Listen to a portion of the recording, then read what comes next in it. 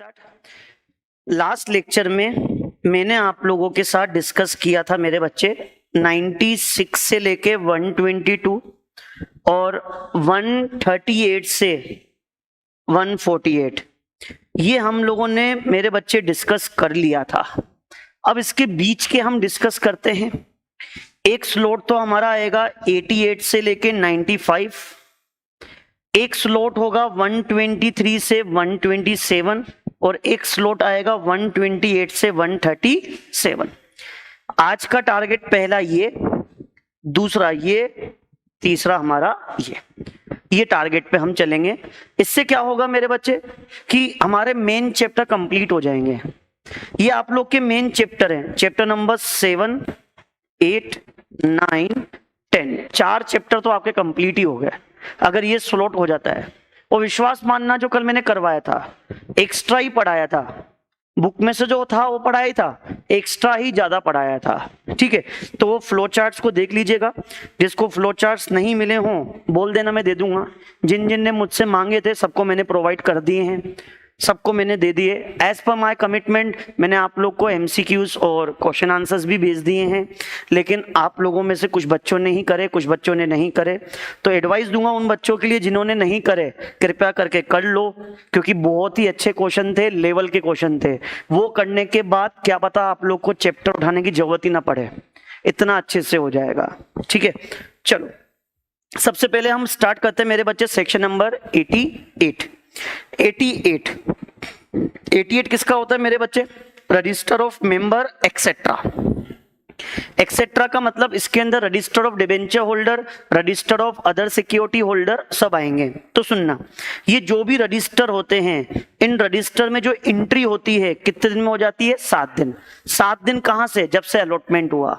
जब से अलॉटमेंट हुआ उसके 7 दिन में इसमें रजिस्टर्स में क्या हो जानी चाहिए? एंट्री हो जानी चाहिए, चाहे कोई सा भी रजिस्टर हो। सर कोई सा भी रजिस्टर मतलब एक होता है रजिस्टर ऑफ मेंबर, कौन सा होता है? रजिस्टर ऑफ मेंबर, जिसमें किसका नाम लिखा होता है? इक्विटी शेयर्स और प्रेफरेंस शेयर्स का। और ये कौन से फॉर्म में मेंटेन होता है? एमजीटी 1 में। कौन से फॉर्म में मेंटेन होता है? एमजीटी 1 में, अगर कंपनी कौन सी है? Limited by shares. एक होता है रजिस्टर ऑफ डिबेंचर होल्डर, इसमें किसका नाम होता है? डिबेंचर वालों का। एक होता है register of other security holder, यानी कि इक्विटी शेयर्स, प्रेफरेंस शेयर्स के अलावा कुछ और इशू कर रखे हैं, तो उसके लिए कौन सा रजिस्टर मेंटेन होगा? Register of other security holder. और ये कौन से फॉर्म में मेंटेन होगा? एमजीटी 2। इस चैप्टर में सारे फॉर्म किससे आने वाले हैं? एमजीटी से आने वाले हैं। तो एमजीटी 1 में रजिस्टर ऑफ मेंबर, एमजीटी 2 में क्या था? रजिस्टर ऑफ डिबेंचर और register of other security holder. एक फॉरेन रजिस्टर भी होता है जो कहां पे रखा जाता है? Outside India. अच्छा, आउटसाइड इंडिया रखेंगे तो फॉरेन रजिस्टर किस रूप में रखेंगे? Register of member, debenture and other security holder. इसका कोई अलग से कोई फॉर्मेट नहीं है, उसी तरह से ही रखे जाते हैं। ठीक है, एक रजिस्टर ऑफ बेनिफिशियरी ओनर भी होता है। कौन सा होता है? Register of beneficiary owner. लेकिन ये कौन मेंटेन करता है? डिपॉजिटरी। कौन मेंटेन करता है? सबको पता है, अगर कंपनी के शेयर्स इलेक्ट्रॉनिक फॉर्म में हैं तो एक रजिस्टर मेंटेन किया जाता है जिसको क्या बोलते हैं? Register of beneficiary owner. कौन मेंटेन करता है मेरे बच्चे? डिपॉजिटरी। और उसमें इन्वेस्टर्स के नाम लिखे हुए होते हैं। तो मतलब register of member, debenture, other security holder कब मेंटेन करेंगे? जब फिजिकल शेयर्स में हो तब मेंबर के नाम होंगे। तो इलेक्ट्रॉनिक फॉर्म में डिपॉजिटरी मेंटेन करेगा।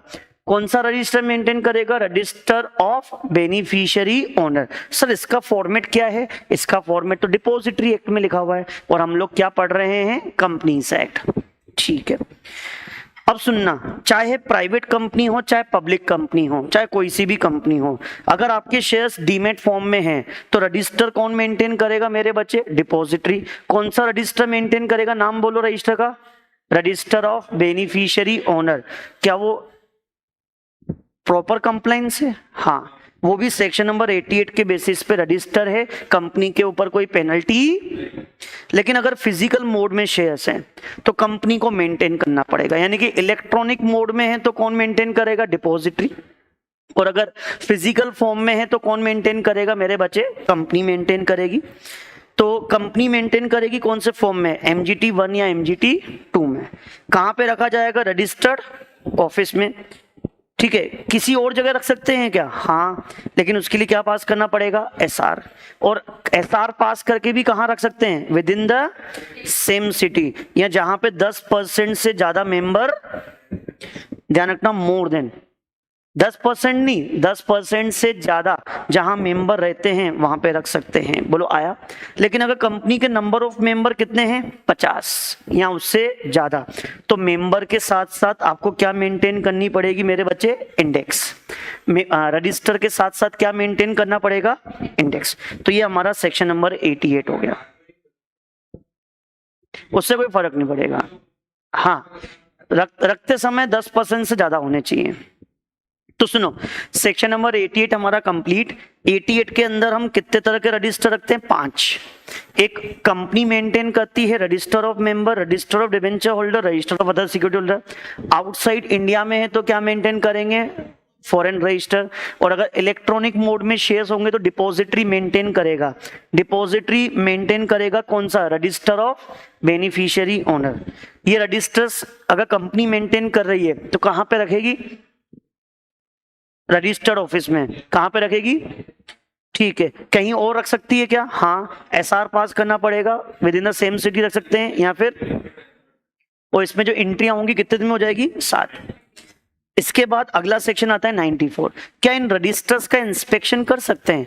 जो ऊपर हमने रजिस्टर पढ़ा है, क्या इन रजिस्टर का इंस्पेक्शन कर सकते हैं? हाँ, ओपन रहेगा सभी के लिए, मेंबर भी कर सकता है, एनी अदर पर्सन भी कर सकता है। लेकिन अगर मेंबर करेगा, डिबेंचर होल्डर करेगा, बेनिफिशियरी ओनर करेगा, तो उसके लिए कोई चार्जेस। लेकिन इसके अलावा कोई और, इवन डायरेक्टर भी जाता है तो with fees. Any other person के लिए क्या है? फीस। यानी कि डायरेक्टर भी जाएगा तो उसके लिए क्या लगेगी? फीस। और फीस कहाँ लिखी हुई है? एओए में। एओए में जितनी लिखी हुई उतनी देनी पड़ेगी। और इंस्पेक्शन करोगे during the business hours. Inspection during the, ठीक है। कितने साल के लिए संभाल के रखेंगे? रजिस्टर ऑफ मेंबर होगा तो परमानेंटली, और रजिस्टर ऑफ डिबेंचर और अदर सिक्योरिटी होल्डर तो कितने साल के लिए मेंटेन? 8 साल। लेकिन 8 साल कहां से? जब से रिडम्पशन हुआ वहां से 8 साल। और किसकी कस्टडी में रखा जाएगा? Company secretary. और कंपनी सेक्रेटरी नहीं है तो ऑथोराइज पर्सन। बोलो आया? अरे आया। और जिसका भी नाम इस रजिस्टर में आ गया तो उनके ऊपर सेक्शन नंबर 95 लग जाता है। क्या? जिसका भी नाम रजिस्टर में आ जाता है तो वो प्राइमा फेसिया क्या रहेगा? एविडेंस।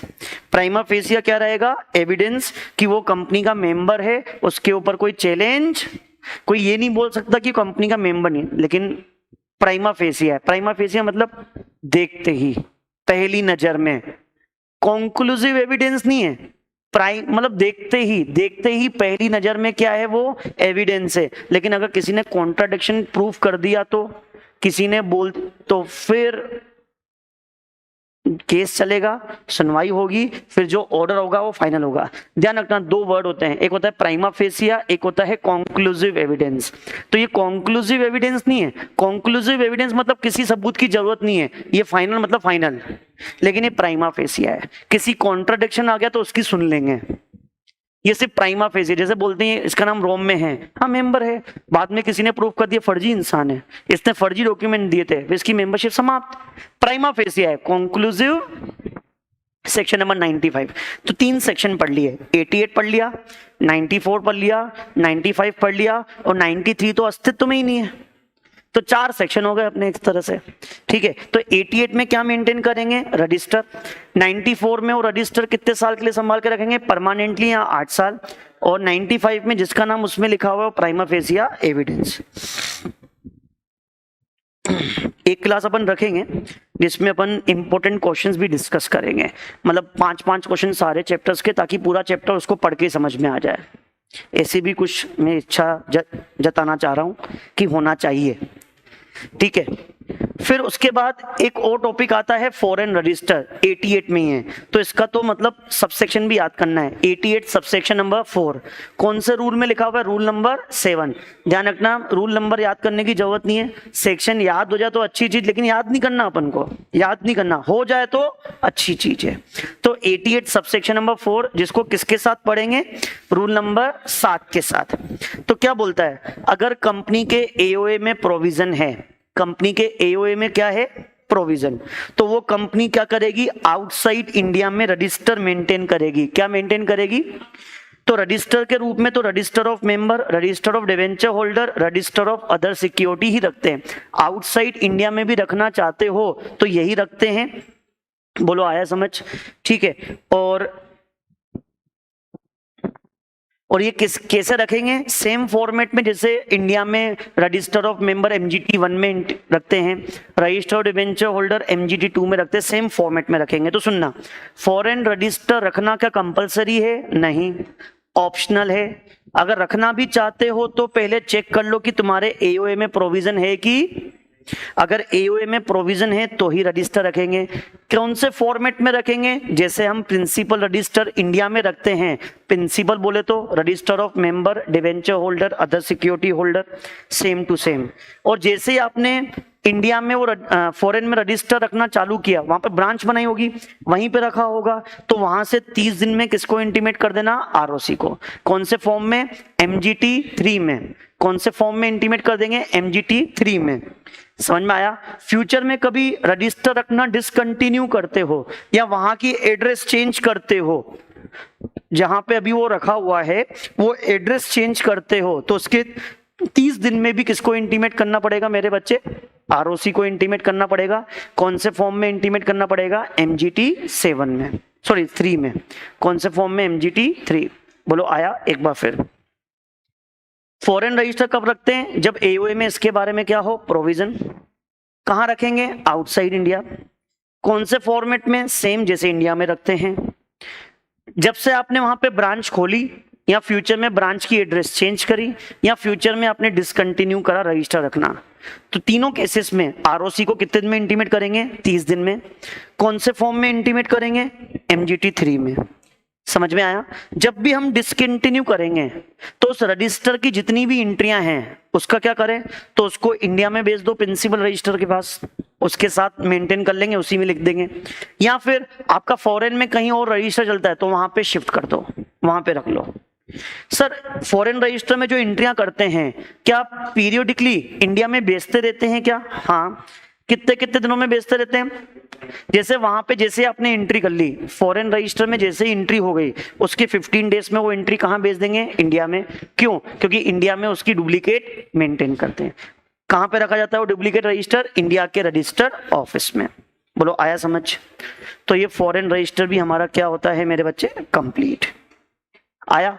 क्या इन ऊपर लिखे हुए रजिस्टर्स को क्लोज कर सकते हैं, तो सेक्शन नंबर 91 किसका होता है, क्लोज ऑफ रजिस्टर। रजिस्टर कौन सा, register of member, register of debenture holder, register of other security holder.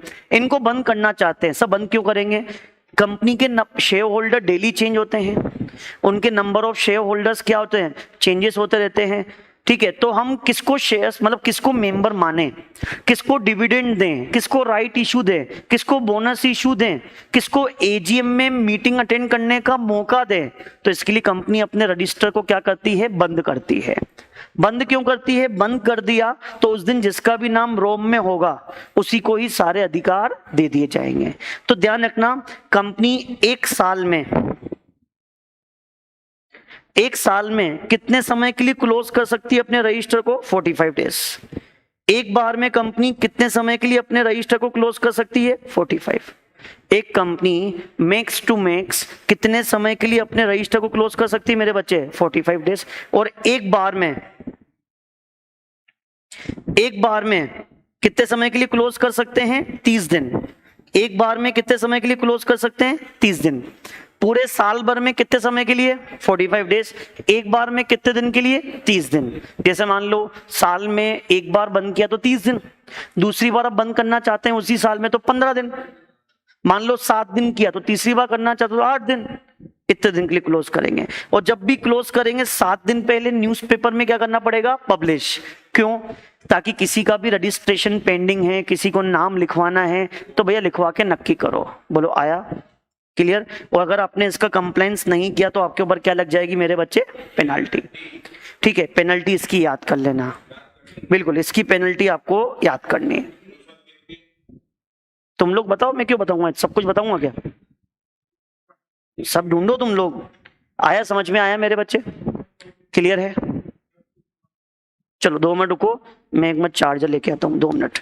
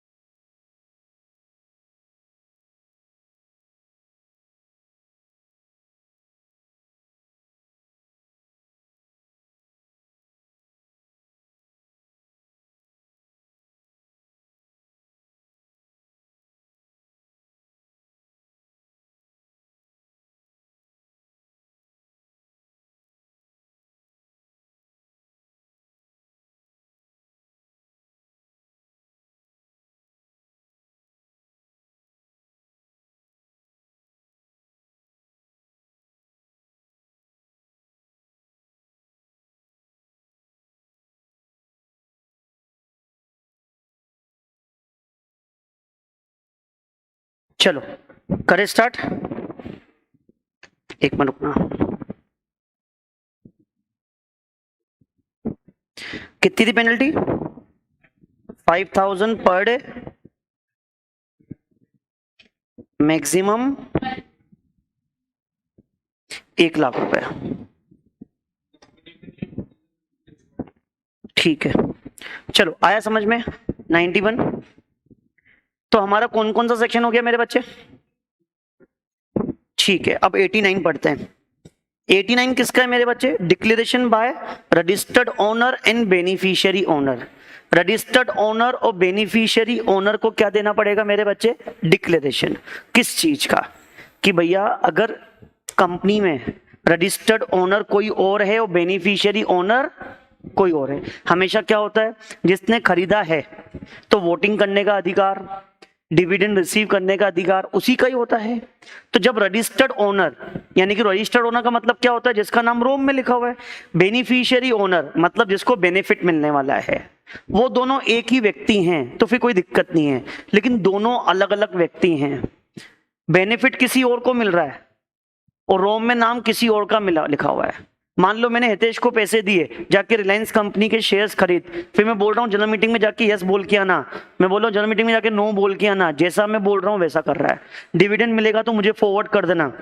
तो भैया बेनिफिशियरी ओनर कौन हुआ? मैं। रजिस्टर्ड ओनर कौन हुआ? हितेश। तो सुनना, रजिस्टर्ड ओनर और बेनिफिशियरी ओनर अलग अलग व्यक्ति है, तो कौन सा सेक्शन लगेगा? 89। तो 89 सेक्शन क्या बोलता है? जैसे मिस्टर बी रजिस्टर्ड ओनर है, मिस्टर ए बेनिफिशियरी ओनर है, तो मिस्टर बी रिलायंस कंपनी को इंटीमेट करेगा एमजीटी 4 में। कौन से फॉर्म में? एमजीटी 4 में 30 दिन में इंटीमेट करेगा कि कंपनी, हालांकि तेरे रोम में नाम मेरा लिखा हुआ है, लेकिन असलियत में इसका बेनिफिट रिसीव करने वाला व्यक्ति कौन है? Mister A. बेनिफिशियरी ओनर कौन है? Mister A. कौन से फॉर्म में इंटीमेट करेगा? एमजीटी 4 में। साथ ही साथ जो बेनिफिशियरी ओनर है वो भी कंपनी को इंटीमेट करेगा। वो भी किसको इंटीमेट करेगा?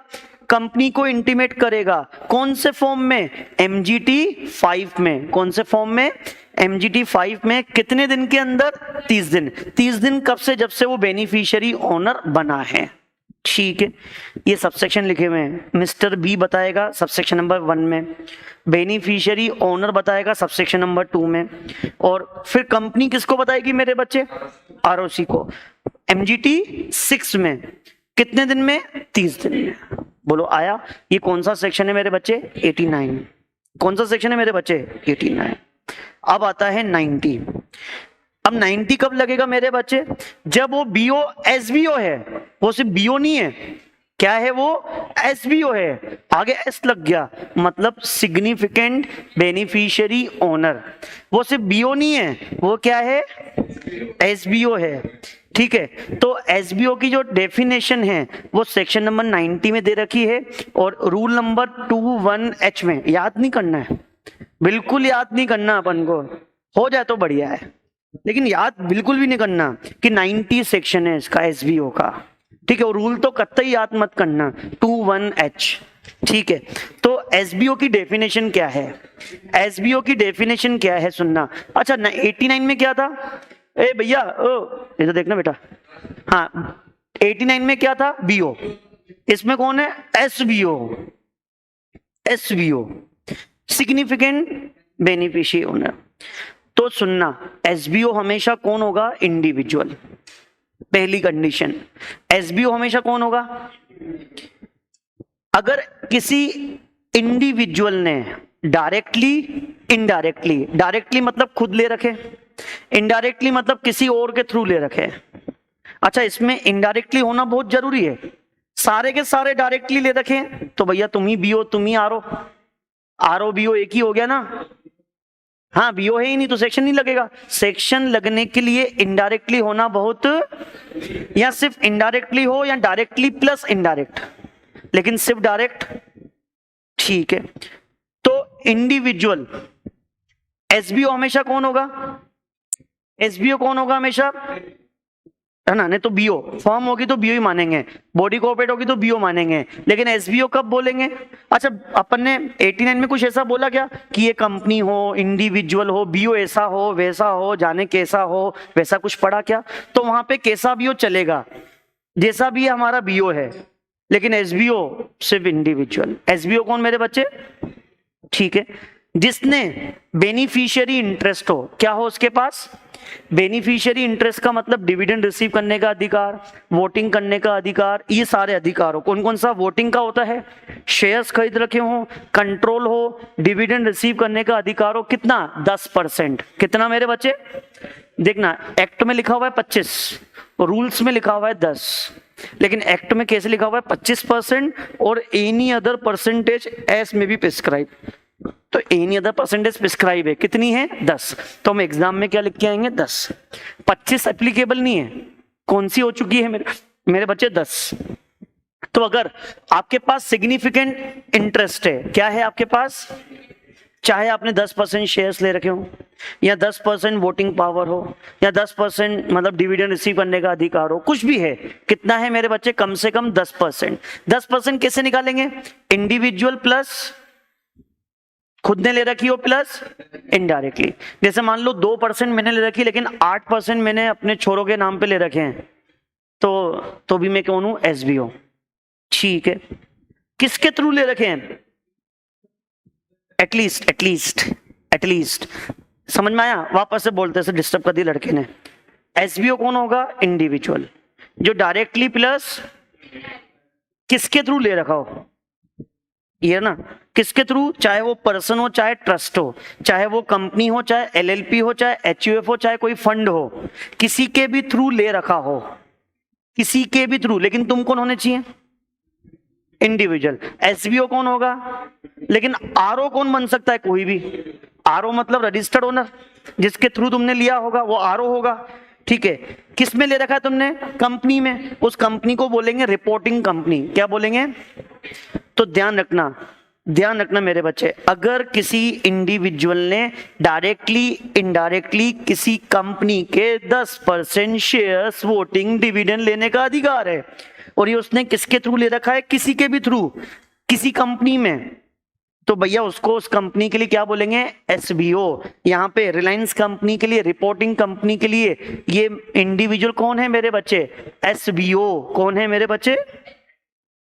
An individual having direct shareholding more than 10% shall not be SBO. उसको SBO, चलिए फटाफट रीड कर लो उसको, जल्दी से रीड करो। देखो, उसके ब्याह पे पार्टनर ने लिए होंगे बेटा। फर्म कैसे लेगी? पार्टनर लेंगे उसके ब्याह पे। पार्टनरशिप फर्म बॉडी कोऑपरेट हो ना, वो कैसे लेगी? On behalf of firm partner लेगा।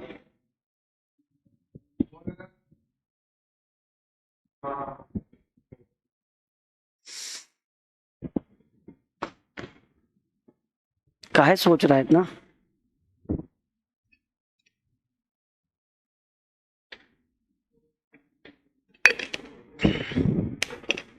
डन? अरे डन मेरे बच्चे, ठीक है। दूसरा पॉइंट, चलो तुम एसबीओ हो गए। पहला पॉइंट क्या पढ़ा? मीनिंग, एसबीओ का मतलब क्या है। दूसरा मतलब देखते हैं, चलो तुम एसबीओ हो, अब एसबीओ होने के बाद तुम्हारा फर्ज क्या बनता है, तो सुनना। अगर मिस्टर ए के पास 10% वोटिंग पावर है रिलायंस कंपनी में, सिग्निफिकेंट इंटरेस्ट है मतलब, यानी कि एसबीओ है, जैसे 3% उसने खुद ले रखा है और इनडायरेक्ट लिखता 7, तो भी उसको एसबीओ बोलेंगे? हाँ बिल्कुल बोलेंगे। तो उसको बैन 1 में, कौन से फॉर्म में? बैन 1, 30 दिन में किसको इंटीमेट करना पड़ेगा? रिपोर्टिंग कंपनी को, कि रिपोर्टिंग कंपनी में तुम्हारा एसबीओ हूं, मैं तुम्हारा क्या हूं? एसबीओ। सर वो 89 में बीओ भी बताना पड़ेगा? हाँ वो तो अलग है, एमजीटी का फॉर्म अलग है, वो तो पता नहीं, तो 89 भी लगेगा, 90 भी लगेगा, ठीक है। रिपोर्टिंग कंपनी, तो रिपोर्टिंग कंपनी किसको इंटीमेट करेगी? आरओसी को। कौन से फॉर्म में? बैन 2 की आरओसी, ये हमारा एसबीओ है, नोट करके रख लो तुम, ठीक है। और रिपोर्टिंग कंपनी अपने यहाँ पे रजिस्टर भी मेंटेन करेगी, कौन से फॉर्म में? बैन 3। तो ये ऑब्लिगेशन हो गया किस किस का? एसबीओ का। हाँ, कि एसबीओ कौन कौन है हमारे, उन सबका नाम बैन 3 में लिखा हुआ होगा। बोलो आया मेरे बच्चे समझ? अरे 2 पॉइंट समझ में आ गए। पहले हमने मीनिंग देखा, अरे पहले हमने क्या देखा? मीनिंग। फिर उसके बाद देखा डिक्लेरेशन बाय एसबीओ, दे दिया। अब duties of the company in respect of SBO, किसकी ड्यूटी मेरे बच्चे? बिल्कुल बरोबर लिख के दिया मैंने, बरोबर प्रॉपर सिस्टम के साथ। इसको भी पढ़ लोगे तुम्हारा बेड़ा पार है। सारे कोशिश कर रहा हूं बन जाए, बस जरा से सेक्शंस बचे हुए हैं, सबके बना चुका हूं मैं। पीडीएफ आज सारी शूट हो जाएंगी सबके पास, जो मांगेगा मतलब, ठीक है। तो इसमें क्या है? Duty of company in respect of SBO. Duty of company in respect of, क्या ड्यूटी है? Company if know or has reasonable cause to believe, जैसे मेरे को कंपनी को लगता है कि ये हितेश जो है ना ये एसबीओ है, लेकिन बता ये मन में होठों के अंदर छुपा के बैठा है बातें। या फिर अनीश को पता है कि कंपनी में एसबीओ है, लेकिन ये होठों के अंदर दबा के बैठा है, ये बता नहीं रहा, ये चुगली नहीं कर रहा किसी की। तो कर भाई चुगली, कंपनी को शक है। क्या है? एक शक है कि हितेश हमारा एसबीओ है, लेकिन ये बता, ये बैन 1 में बता।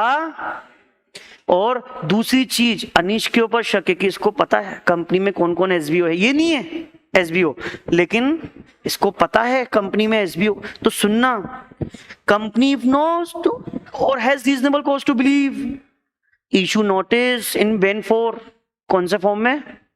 बैन 4, 1 2 3, बैन 1 हो गई, बैन 2 हो गई, बैन 3 हो गई, अब बैन 4 भी आ गई, ठीक है। छोड़ो मत करो, लाइव चल रही है, ठीक है। तो नोटिस इशू करेंगे, कौन से फॉर्म में नोटिस इशू करेंगे? 4 में, बैन 4, कौन सा फॉर्म? बैन 4, ठीक है। बैन के नाम से एक था ना, इंग्लैंड का प्लेयर था एक, तो इसमें क्या लिखा हुआ था कि बैन 4 में, कौन से फॉर्म में मेरे बच्चे? बैन फॉर्म में फॉर्म इशू करेंगे, किसको इशू करेंगे? एनी पर्सन इज एसबीओ, जो क्या है? या फिर वो SBO during the preceding 3 years, पिछले 3 सालों में एसबीओ था, भले अभी नहीं है, पिछले 3 सालों में एसबीओ था और उसने डिक्लेरेशन फाइल, चाहे अभी एसबीओ नहीं है। सुनना, पहले पॉइंट में लिखा इज, अभी है। दूसरे पॉइंट में लिखा है वो था, लेकिन अब उनको भी बोलेंगे बैन 4 में, कौन से फॉर्म में? बैन फॉर्म में।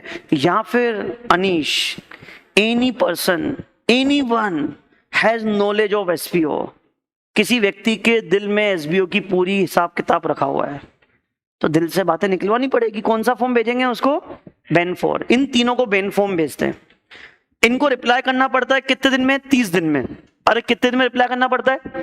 30 दिन में रिप्लाई करना पड़ता है। अगर इन्होंने रिप्लाई कर दिया अच्छी चीज, लेकिन इन्होंने रिप्लाई नहीं दिया 30 दिनों में, या इनके रिप्लाई से कंपनी सेटिस्फाइड, इन्होंने बोला कि हम एसबीओ, जबकि कंपनी को तो पता है कि तुम क्या हो, और फिर भी तुम बता नहीं रहे। हमने तुमसे पूछा, natural justice, opportunity being heard, सब कुछ दे दिया, फिर भी तुम मान आओ। अब तो अब जब से तुम्हारा रिप्लाई मिला और सेटिस्फाइड नहीं है, उसके 15 दिन या 30 दिन खत्म होने के बाद 15 दिन में कंपनी किसके पास पहुंच जाएगी?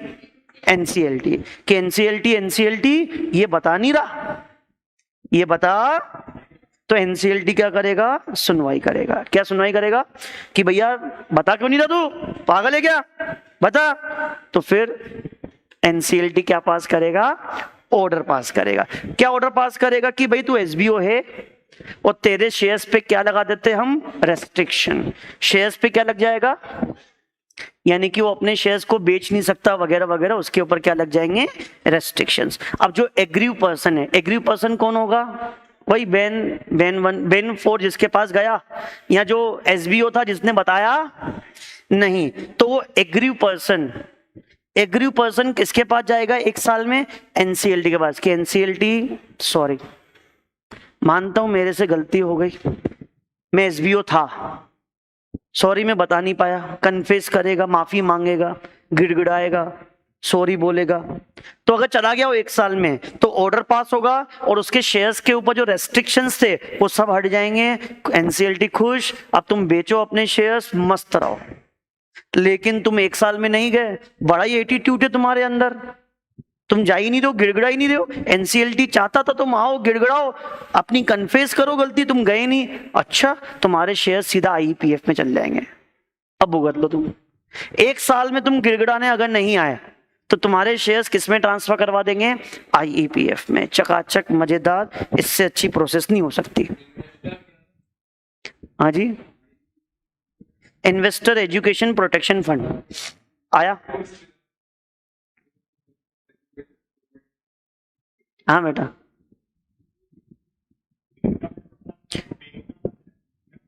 एग्रीव मतलब जिसको परेशानी है रेस्ट्रिक्शन लगने से, तो वो शेयर होल्डर ही है। डन मेरे बच्चे? जल्दी से बोलो, इधर इधर आओ, साइड में आओ, इधर देखो, आगे साइड में चलो। 88 क्या था? रजिस्टर। 88 का सबसेक्शन नंबर 4, इसमें रूल नंबर 7 भी था, याद नहीं करना रूल नंबर 7, सत्ते पे सत्ता, भूल जाओ। फॉरेन रजिस्टर आया। फिर 89 किसका था? बीओ। फिर बीओ से बड़ा एसबीओ, बिया, बड़े बिया। 91 रजिस्टर ऑफ मेंबर को क्या कर दो? क्लोज कर दो। 92 अभी पढ़ेंगे। 93 दुनिया में नहीं रहा, 2 मिनट का मौन। 94 लिखा सही है मैंने। 94 क्या है? रिजर्वेशन और इंस्पेक्शन। कितने समय के लिए प्रिजर्व करेंगे? परमानेंटली और 8 साल। और इंस्पेक्शन कोई भी मेंबर फ्री में, कोई और करता है तो पैसे देने पड़ेंगे। और 95 में जिसका नाम लिखा हुआ है उस प्रीमा फेसिया। अब सेक्शन कौन सा बचा? 92। कौन सा सेक्शन बचा मेरे बच्चे? आओ 92 किसका होता है? Annual return. किसका होता है सेक्शन मेरे बच्चे? Annual return. एनुअल रिटर्न का फॉर्म कौन सा है? एमजीटी 7 या 7A। 2 फॉर्म है, एक 7 है और एक 7A। जल्दी से बताओ 7A किसका है? अगर ओपीसी है, ओपीसी के अलावा कोई और कंपनी, ज्यादा में ज्यादा क्या, स्मॉल, एक ओपीसी हो गई, एक स्मॉल हो गई, और स्टार्टअप, और 3। तो इन 3 कंपनियों को रिटर्न कौन से फॉर्म में फाइल करना पड़ता है? 7A। इनका 7A अलग से क्यों बनाया? क्योंकि ये एब्रीज फॉर्म है। एब्रीज का मतलब होता है समरी, क्योंकि ओपीसी, स्मॉल, इनमें ज्यादा ट्रांजैक्शन नहीं होते हैं, तो इनका एनुअल रिटर्न भी क्या बनाया जाए? समरी में। ठीक है। और बाकी सब कंपनियों को एनुअल रिटर्न कौन से फॉर्म में फाइल करना है? 7 में, ठीक है। इसके अंदर क्या क्या लिखा हुआ होता है? डायरेक्टर की रेम्यूनरेशन, केएमपी की रेम्यूनरेशन, रजिस्टर्ड ऑफिस की एड्रेस, केएमपी डायरेक्टर में अगर पूरे साल भर में कोई चेंज किया हो तो उसके बारे में इंफॉर्मेशन, प्रमोटर चेंज हुए हो तो उसके बारे में इंफॉर्मेशन, शेयर्स डिबेंचर्स कितने हैं कंपनी में, उन सब की डिटेल। और छठा पॉइंट तो हमको आता ही है, एनी अदर इंफॉर्मेशन एज में बी। अच्छा, इस एनुअल रिटर्न पे साइन कौन करेगा? Director and CS. Director and CS मतलब जो कंपनी में जॉब कर रहा है। अच्छा, कंपनी में जॉब करने वाला है नहीं तो फिर पीसीएस, प्रैक्टिसिंग कंपनी सेक्रेटरी, किससे करवाएंगे? लेकिन अगर ओपीसी और स्मॉल है तो सीएस या फिर डायरेक्टर, दोनों में से किसी एक से। वहां पे क्या था? Director and CS, director and, लेकिन यहां पे और है, यहां पे एंड है। ओपीसी स्मॉल में क्या है? ठीक है। क्या सर्टिफिकेशन करवाना पड़ेगा? सर्टिफिकेशन करवाना पड़ेगा एनुअल रिटर्न का। तो ये बड़ी बड़ी कंपनियों को करवाना है। बड़ी बड़ी कंपनी कौन सी? Listed public company, sorry company जिसकी पेड अप कैपिटल कितनी है? 10 करोड़, या ऐसी कंपनी जिसका टर्नओवर कितना है, तो उनको प्रैक्टिसिंग कंपनी सेक्रेटरी से सर्टिफिकेशन करवाना है, एक अलग से सर्टिफिकेट बनवाना है कि एनुअल रिटर्न प्रॉपर्ली बना हुआ है। बोलो आया? और कौन से फॉर्म में सर्टिफिकेशन देंगे? MGT 8। जल्दी से पढ़ के देखो इसको।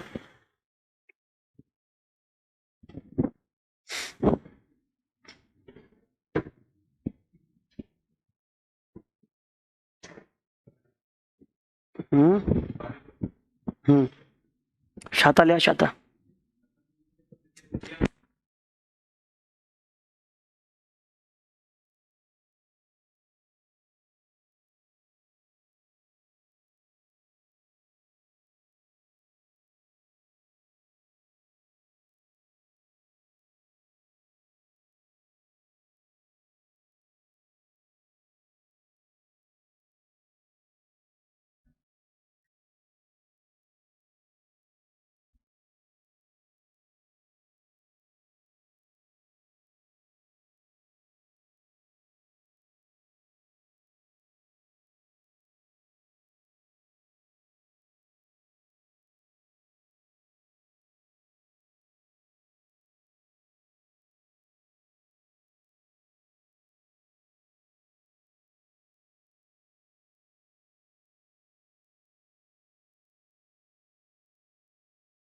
अरे हो गया, हो गया, हो गया, हो गया।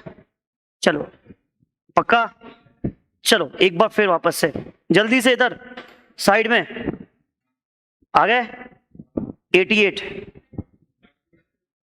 88 subsection number 4, 89, 90, 91, closure of register, books नहीं रजिस्टर, बुक्स मतलब वो लेजर और वो आ जाती है। 92 एनुअल रिटर्न, 93 दुनिया में नहीं रहा, 94 प्रिजर्वेशन इंस्पेक्शन, 95 में प्राइमा फेसिया, 96 एजीएम नोच है, 97 AGM by NCLT, 98, 99, 100, 101 notice, 102 explanatory statement, 103 quorum, 104 chairman, 105 बोलो, 105 बोलो proxy, 106 restrictions on voting rights, 107 show of hand, 108 electronic mean से वोटिंग करवाना, 109 poll, 110 postal ballot, 111 circulation of resolution pass by circulation, है ना, 112 कल पढ़ाया था मैंने 111 पूरा, है ना, ध्यान से देखना, 2 वीक्स और 6 वीक्स पूरा कल लिखवाया भी था मैंने। हाँ 113, 112 किसका था? Representative of governor and president, और 113 representative of body cooperate, 114 ORSR, 115 special notice, 116 8 जन मीटिंग में जो रेजोल्यूशन पास किया वो किस दिन से वैलिड है? 8 जन मीटिंग से। उससे अर्लियर डेट से वैलिड 117। MGT 14 किसको फाइल करेंगे? ROC। 118 मिनट्स। 119 मिनट्स कहां पे रखेंगे? Registered office. इसका इंस्पेक्शन कौन कर सकता है? मेंबर।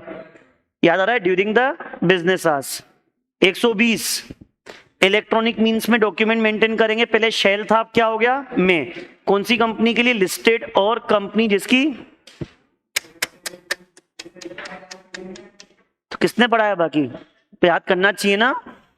121 लिस्टेड कंपनी में MGT 15 फाइल करेंगे। 122 कौन सा सेक्शन?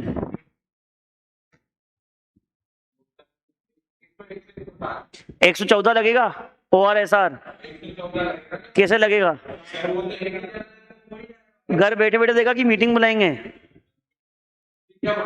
96 लगता ही नहीं है OPC को, तो उसके घर पे भेजेंगे। घर बैठे बैठे वो हाँ या ना बोलेगा, वो कम्युनिकेट कर देगा और उसको मिनट्स बुक में शामिल करेंगे। हाँ करेंगे, तभी तो वैलिड होगा। वो कल पढ़ाया था पूरा, कल सारे A to Z सेक्शंस करवाए थे टोटल, चाहे बुक में थे चाहे नहीं थे। आया मेरे बच्चे समझ? आया? ये सीक्वेंस पूरा खत्म हो गया। अच्छा सुनो, सीक्वेंस के बाद फिर अपन ने वो पढ़ा था 138 internal audit, 139 subsection number 1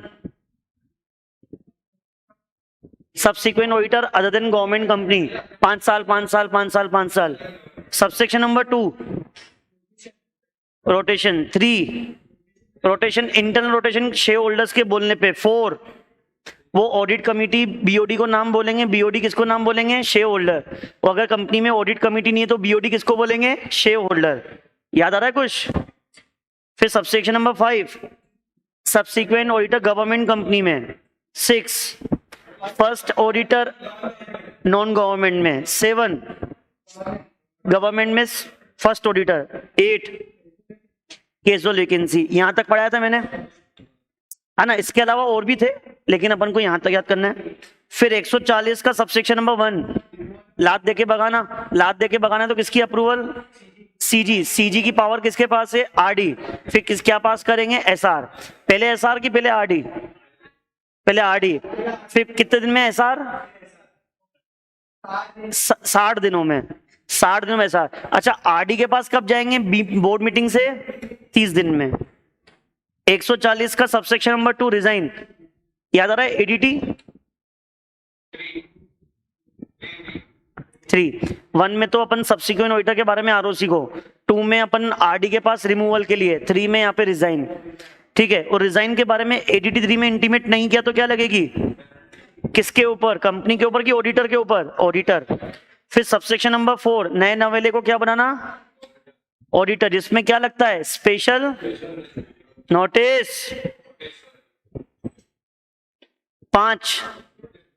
5 power of tribunal के NCLT को लगता है सेंट्रल गवर्नमेंट ने बोला या किसी चुगली करने वाले ने बोला कि ऑडिटर सही से काम, याद आ रहा है कुछ? भगा देंगे।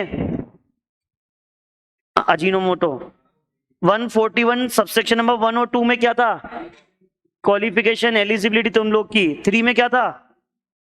और 4 में क्या था? डिस्क्वालिफाइड हो गया तो उसको क्या मानेंगे? Casual vacancy. उसका ऑफिस क्या कर देंगे? फिर वो सबसेक्शन नंबर 8 के बेसिस पे फुलफिल करेंगे कैजुअल वैकेंसी। फिर 142 में क्या था? जिसने अपॉइंट किया है वही रेम्युनरेशन सेट करेगा। 143 में कई सारे टॉपिक थे। एक तो राइट्स एंड ड्यूटीज था, गवर्नमेंट कंपनी की ऑडिट थी, ब्रांच ऑडिट थी और reporting of fraud bye auditor. याद आ रहा है? Reporting of fraud bye auditor 1 crore से ज्यादा का हो तो ADT 4 में 60 दिन में सेंट्रल गवर्नमेंट, है ना? 144 काम करने आया, काम कर, टांग मत अड़ा। 2 दिन में, 2 दिन में। हाँ 144 क्या था? जो काम करने आया वो कर, बाकी कामों में टांग। जिस क्लास में पढ़ रहे हो वही क्लास देखो, बाहर मत देखो। ठीक है, तो जो ऑडिटर ऑडिटिंग करने आया है ऑडिटिंग कर, बाकी किसी काम में टांग अड़ाओगे तो 143 नहीं 141 का सबसेक्शन नंबर 3 लग जाएगा और डिस्क्वालिफाइड हो जाओगे और सबसेक्शन नंबर 4 में तुम्हारा ऑफिस वेकेट हो जाएगा। और फिल कैसे करेंगे? Casual vacancy. 145, 146, 147, 148 cost audit. Online में किसी को याद? 145, 146।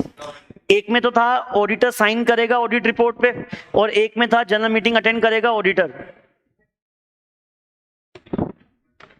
ऑनलाइन में भी किसी को याद नहीं है? बताओ, ऑनलाइन में भी किसी को याद नहीं है? चलो कोई बात नहीं। 45 में साइन होती है और 46 में ऑडिटर जनरल मीटिंग क्या करता है? अटेंड करता है। बोलो मेरे बच्चे, इतना कुछ पढ़ लिया अपन ने? विश्वास नहीं हो रहा यार, अपन इतना पढ़ लिया, इतना कुछ पढ़ लिया अपन ने।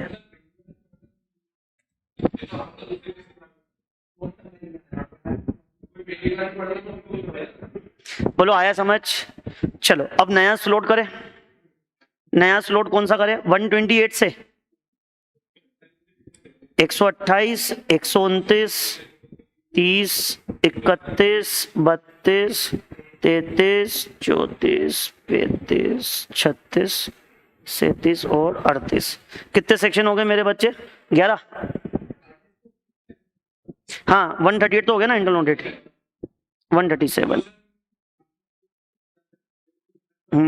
हाँ डन मेरे बच्चे। Ready 1 to start. कहां से? 128। ये देखो मैंने बना के रखे हैं, ये रहे।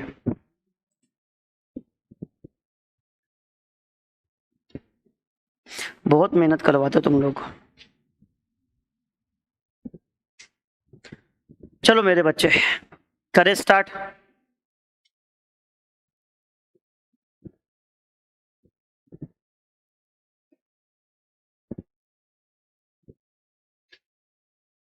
ऑडिट कमेटी कौन कौन सी कंपनी में होती है?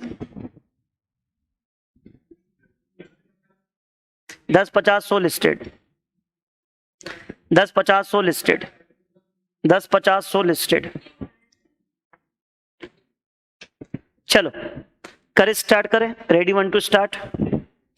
चैप्टर नंबर 9 तुम्हारी बुक का अकाउंट्स ऑफ कंपनी। इसके अंदर अपन कंपनी के अकाउंट्स के बारे में डिस्कस करने वाले हैं मेरे बच्चे। कोई भी कंपनी हो उसको अपने यहां पे क्या मेंटेन करना पड़ता है? Books of account, books and paper, financial paper statements, पूरे साल भर के मेंटेन करने पड़ते हैं। ठीक है। और इसको अप्रूव कौन करता है? बीओडी। वही साइन करते हैं, और साइन करने के बाद किसको पहुंचा दी देते हैं? ऑडिटर। ठीक है। फिर ऑडिटर उनके बेसिस पे क्या करता है? ऑडिट। और क्या बनाता है? Audit report. और ये सारी चीजें शेयर होल्डर्स को 21 दिन पहले भिजवा देते हैं। एजीएम होती है, एजीएम में ये सारे डॉक्यूमेंट रखे जाते हैं शेयर होल्डर के सामने, और शेयर होल्डर वहां पे इंस्पेक्ट भी कर सकते हैं। और जैसे ही एजीएम में अडॉप्ट हो गए, ध्यान रखना, अगर बोलता है फाइनलाइज, फाइनलाइज का मतलब क्या होता है मेरे बच्चे? कि फाइनल अकाउंट शेयर होल्डर ने अप्रूव कर लिए, अडॉप्ट कर लिए, तो अब वो आरओसी के पास फाइल होंगे 30 दिन में। अब इसके बाद आप उसमें चेंजेस हमेशा एजीएम से पहले पहले कर सकते हैं। तभी तो आप फाइनल अकाउंट विद एडजस्टमेंट पढ़ते हो। Final account with adjustment AGM से पहले के होते हैं। वो आया। एजीएम में एडॉप्ट होने के बाद कुछ नहीं हो सकता। तो ये पूरे सेक्शंस की समरी है। 128 से लेके 137 तक मैंने आप लोग को पढ़ा दिया समरी में। अब एक एक करके पढ़ना चालू करते हैं। ये पूरे सेक्शंस की समरी थी, ये पूरे सेक्शंस की समरी थी। आओ पढ़ना स्टार्ट करते हैं। सबसे पहले 128 क्या बोलता है? बुक्स ऑफ अकाउंट आपको मेंटेन करने पड़ेंगे। तो हर कंपनी को, एवरी कंपनी, चाहे पब्लिक हो, प्राइवेट हो, ओपीसी हो, उन सबको बीओए, बीओए बोले तो books of account, books of account बोले तो लेजर, जनरल, ये सब आपको क्या करने पड़ेंगे? मेंटेन। हर साल के मेंटेन करने हैं। और कहां पे रखने पड़ेंगे? Registered office. कहां मेंटेन करने पड़ेंगे? रजिस्टर्ड ऑफिस के अलावा कहीं और रखना है। रजिस्टर्ड ऑफिस के अलावा कहीं और रखना है। तो आपको क्या पास करना पड़ेगा, बोर्ड रेजोल्यूशन। शेयर होल्डर से पूछने की जरूरत, जबकि रजिस्टर ऑफ मेंबर को कहीं और रखना है तो शेयर होल्डर से पूछते हैं, क्योंकि उसको इंस्पेक्ट करने का राइट किसके पास है, लेकिन बुक्स ऑफ अकाउंट को इंस्पेक्ट शेयर होल्डर, इसलिए यहां पे किससे पूछना है, सिर्फ अपन को बोर्ड ऑफ डायरेक्टर से। किससे पूछना है मेरे बच्चे, ठीक है। और आरओसी को 7 दिन में इंटीमेट कर देंगे, कौन से फॉर्म में, एओसी 5। तो हमने देखा बुक्स ऑफ अकाउंट हर साल मेंटेन करने हैं, किसके बेसिस पे मेंटेन करने हैं, अकाउंटिंग कैसे बेसिस पे होगी, अक्रूवल और डबल एंट्री के बेसिस पे। कैसे होगी, अक्रूवल और डबल एंट्री, किसके बेसिस पे होगी, अक्रूवल बेसिस पे और डबल एंट्री के बेसिस पे होगी। और हमेशा अकाउंटिंग स्टैंडर्ड का क्या करना पड़ेगा, फॉलो। और कैसे मेंटेन करने पड़ेंगे, जो true and fair view present करते हो। क्या प्रेजेंट करते हो, ट्रू एंड फेयर व्यू, ठीक है। इलेक्ट्रॉनिक फॉर्म में भी मेंटेन करने हैं, फिजिकल फॉर्म में भी मेंटेन करने हैं। अगर आप इलेक्ट्रॉनिक फॉर्म में बुक्स ऑफ अकाउंट को मेंटेन करते हो तो कैसे मेंटेन करने पड़ेंगे, जो इंडिया में एक्सेसिबल हो, कि उसका कोई भी आके डायरेक्टर आके इंस्पेक्शन कर सकता हो, कोई भी पहुंच बना सकता हो जो डायरेक्टर वगैरह हैं। और कैसे रखेंगे, ओरिजिनल फॉर्मेट, जैसे आपने फिजिकली लाइनें खींच रखी हैं उसके अनुसार ही मेंटेन करेंगे, और इसमें कोई बदलाव, ठीक है। और अगर आपने ऑनलाइन रखे हैं, क्लाउड पे रखे हैं, तो सर्विस प्रोवाइडर का नाम, कि वो क्लाउड किससे हायर किया है आपने, वो सारी डिटेल आपको मेंटेन करनी है, और आरओसी को भी इंटीमेट करना पड़ेगा। फिजिकल भी मेंटेन करने हैं। कुल मिला के कितने साल तक मेंटेन करना है, 8 साल। लेकिन अगर सेंट्रल गवर्नमेंट ने आपका इन्वेस्टिगेशन का ऑर्डर पास कर रखा है तो 8 साल से ज्यादा के लिए मेंटेन करना है, जितना किसने बोला है, सेंट्रल गवर्नमेंट ने। सेंट्रल गवर्नमेंट ने जितने साल बोले हैं उतने साल आपको मेंटेन। तो कुल मिला के क्या पढ़ा, कुल मिला के हमने पढ़ा कि books of account, financial statement, जो भी अपन ने देखा, ये सब कहां पे रखे जाते हैं मेरे बच्चे, रजिस्टर्ड ऑफिस। इसका इंस्पेक्शन देखो, कीप एट रजिस्टर्ड ऑफिस, या कहीं और भी रख सकते हैं बीआर पास करके। और इसका summarise return of branch office, branch office भी अगर आपकी है तो उसके रिटर्न्स भी कहां भेजे जाएंगे, मेन हेड ऑफिस में। कहां भेजे जाएंगे, और अदर इंफॉर्मेशन जो फाइनेंस, जैसे आउटसाइड इंडिया में मेरी ऑफिस है ना, आउटसाइड इंडिया में मेरी ब्रांच है, तो वहां से फाइनेंशियल इंफॉर्मेशन तो आ जाएगी, लेकिन कोई दूसरी इंफॉर्मेशन भी है, जितनी भी इंफॉर्मेशन है वहां की, जैसे वहां पे एम्प्लॉय कितने काम करते हैं, स्टाफ कितने हैं, ठीक है, ये सब सारी इंफॉर्मेशन कहां पे रखी जाएगी, रजिस्टर्ड ऑफिस। और ये तीनों तरह की इंफॉर्मेशन का इंस्पेक्शन डायरेक्टर कर सकता है। सिर्फ और सिर्फ कौन कर सकता है, मेंबर इसका इंस्पेक्शन नहीं कर सकते। और ड्यूरिंग द बिजनेस आवर्स, इसका इंस्पेक्शन कर सकते हैं during the business hours, during the business hours इसका इंस्पेक्शन कर सकते हैं, ठीक है। और जो भी ऑफिसर्स हैं, एम्प्लॉय हैं, जब ये इंस्पेक्शन करने आएंगे डायरेक्टर, उसकी क्या करेंगे, हेल्प, यानी कि वो जो इंफॉर्मेशन मांगते हैं उनको देनी ही पड़ेगी। बोलो आया क्या, ठीक है। अगर कोई डायरेक्टर है वो बोलता है मुझे अदर इंफॉर्मेशन अवेलेबल करवाओ, कौन सी ब्रांच है आउटसाइड इंडिया, तो उसको कितने दिन में अवेलेबल करवा देंगे, 15 दिन। अगर वो रजिस्टर्ड ऑफिस में इंफॉर्मेशन नहीं है तो 15 दिन में किसको अवेलेबल करवाएंगे, डायरेक्टर को, जिसने इसकी डिमांड, रिपीट कर रहा हूं, जितने भी books of account registered office में रखे हुए हैं, ब्रांच ऑफिस की समराइज और अदर इंफॉर्मेशन फाइनेंशियल के अलावा, ये फाइनेंशियल इंफॉर्मेशन तो ये रही, तो इनके अलावा जो भी फाइनेंशियल इंफॉर्मेशन के अलावा अदर है, इन सबका इंस्पेक्शन सिर्फ कौन कर सकता है, डायरेक्टर, क्योंकि रजिस्टर्ड ऑफिस में अवेलेबल है। लेकिन other financial information registered office में नहीं है तो उसकी डिमांड डायरेक्टर कर सकता है, और उसको कितने दिन में अवेलेबल होगा, ठीक है। Inspection of subsidiary company shall be made only by person authorise by, अच्छा सब्सिडरी कंपनी के इंस्पेक्शन करने हैं तो उसके लिए बीओडी पहले क्या करेंगे, ऑथराइज डायरेक्टर को, तब जाके करेगा, अन्यथा डायरेक्टर सिर्फ अपनी ही कंपनी का कर सकता है। अगर हमारी कंपनी की सब्सिडरी का भी करना चाहता है डायरेक्टर, चाहे वो रजिस्टर्ड ऑफिस में अवेलेबल है, लेकिन उसको किससे अप्रूवल लेनी पड़ेगी, पहले बीओडी। समझ में आया। अगला सेक्शन है फाइनेंशियल स्टेटमेंट। ध्यान रखना बुक्स ऑफ अकाउंट और फाइनेंशियल स्टेटमेंट में डिफरेंस है। बुक्स ऑफ अकाउंट में जनरल लेजर ये सब चीजें आती हैं, लेकिन फाइनेंशियल स्टेटमेंट में कितनी चीजें आती है, 5, balance sheet, profit and loss, cash flow statement, change in equity और नोट्स टू अकाउंट। लेकिन 4 कंपनियों में कैश फ्लो स्टेटमेंट को शामिल नहीं करते। किस किस में? ओपीसी, स्मॉल, डोरमेंट और स्टार्टअप प्राइवेट कंपनी। हर कंपनी को फाइनेंशियल स्टेटमेंट क्या करने पड़ेंगे? प्रिपेयर। जो कैसे प्रेजेंट होते हैं? True and fair view. कैसे बनेंगे? शेड्यूल नंबर 3 के बेसिस पे। और उसमें किसका कंप्लायंस होना चाहिए? Section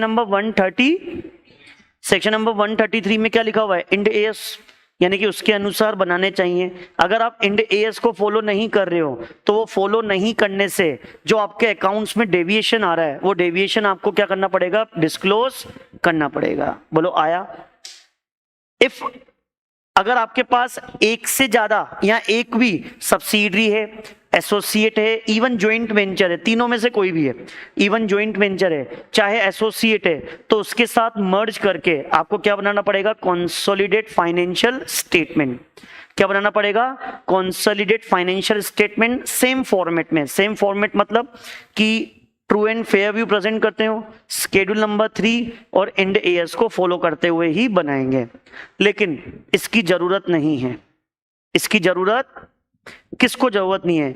if it is Holi own subsidiary. क्या है वो? अगर वो होली ओन या पार्टली ओन सब्सिडरी है और सारे मेंबर आपको हाँ बोलते हैं, किसी भी मेंबर का कोई ऑब्जेक्शन, जैसे कोई होली ओन सब्सिडरी है, कौन है मेरे बच्चे? होली ओन सब्सिडरी, तो मेरी कोई क्या होगी? होल्डिंग। तो मेरी सुनना, मान लो एक ए लिमिटेड, एक एस लिमिटेड और एक डी लिमिटेड, ये होली ओन सब्सिडरी है। ये क्या है मेरे बच्चे? अब मुझे बताओ सीएफएस किस किस को बनाना है? इसको और इसको। अच्छा, ए लिमिटेड को किसके साथ मर्ज करके? ए प्लस एस के साथ मिलके, और एस को किसके साथ? एस प्लस डी के साथ मिला के। तो यहां पे क्या बोलना चाह रहा है? इनको बनाने की जरूरत नहीं है। होली ओन सब्सिडरी को बनाने की जरूरत, सीएफएस होली ओन सब्सिडरी को बनाने की जरूरत नहीं है, लेकिन उसको कंडीशन फुलफिल करनी पड़ेगी 3। पहला, तुम्हारे किसी मेंबर को ऑब्जेक्शन नहीं होना चाहिए। ये एस लिमिटेड के किसी भी शेयर होल्डर, इसका शेयर होल्डर कौन है? ए लिमिटेड, इनको कोई ऑब्जेक्शन। दूसरा, ये लिस्टेड कंपनी नहीं होनी चाहिए। क्या होनी चाहिए? अनलिस्टेड। क्या होनी चाहिए? और इसकी अल्टीमेट होल्डिंग कंपनी, अल्टीमेट कौन है होल्डिंग कंपनी? ए लिमिटेड। ए लिमिटेड ने इसके साथ मर्ज करके सीएफएस बना दिया हो, इसने सीएफएस, तो इसको अपन क्या कर सकते हैं? एग्जम्प्ट। क्या कर सकते हैं? बोलो आया क्या? ये तुम्हारी बुक में लिखा हुआ है, लेकिन बहुत घटिया तरीके से लिखा हुआ है, 3rd क्लास लेवल पे लिखा हुआ है। अब लोग की लैंग्वेज है, क्या करें? जन्म बीत लो तभी भी याद नहीं होती है। बोलो आया मेरे बच्चे समझ? अरे आया क्या? जैसा भी है, ये सारे फाइनेंशियल स्टेटमेंट कहाँ रखे जाते हैं? एजीएम में। और फिर किसको फाइल किए जाते हैं? आरओसी। बोलो आया? अरे आया? ठीक है। इन फाइनेंशियल स्टेटमेंट को अप्रूव कौन करता है? बीओडी। साइन कौन करेगा? तो उसके बारे में पढ़ते हैं। तो फाइनेंशियल स्टेटमेंट हो चाहे कंसोलिडेट फाइनेंशियल स्टेटमेंट हो, चाहे फाइनेंशियल स्टेटमेंट हो चाहे कंसोलिडेट फाइनेंशियल स्टेटमेंट हो, इसको अप्रूव कौन करेगा? बीओडी। कौन अप्रूव करेगा? बीओडी। फिर उसके बाद साइन कौन करेगा? अब साइन करने की बारी। साइन कौन करेगा मेरे बच्चे? साइन, ये साइन कौन करेगा? अगर चेयरमैन ने, बीओडी ने चेयरमैन को ऑथराइज किया है, किसने? बीओडी ने किसको ऑथराइज किया है? तो कौन साइन करेगा? चेयरमैन। लेकिन बीओडी ने किसी को ऑथराइज, तो कौन साइन करेगा? 2 डायरेक्टर, इसमें से एक क्या होना चाहिए? एमडी। अब इन दोनों में से तो कोई एक था। साथ ही साथ जैसे चेयरमैन ने साइन करी या कितनों डायरेक्टर ने साइन करी? 2। उसके साथ ही साथ और कौन साइन करेगा? सीईओ, सीएफओ, सीएस अगर कंपनी में अपॉइंटेड हैं तो। फिर उसके बाद जाके किसको देते हैं? ऑडिटर को, ताकि वो क्या करे? ऑडिटिंग। याद करो स्टार्टिंग में एक प्रोसेस लिखवाई दी है, सब उसकी पार्ट है। यानी कि बोर्ड ऑफ डायरेक्टर ने अप्रूव कर दिया, साइन हो गई, अब किसके पास भेज देंगे? ऑडिटर को। किस चीज के लिए? ऑडिट। वो ऑडिट करके आपको क्या दे देगा? लेकिन अगर ओपीसी है तो साइन किसी एक ही डायरेक्टर से। साइन किससे करवाएंगे? बोलो, यहां तक समझ में आया? यहां तक किसी को डाउट? Section number 136।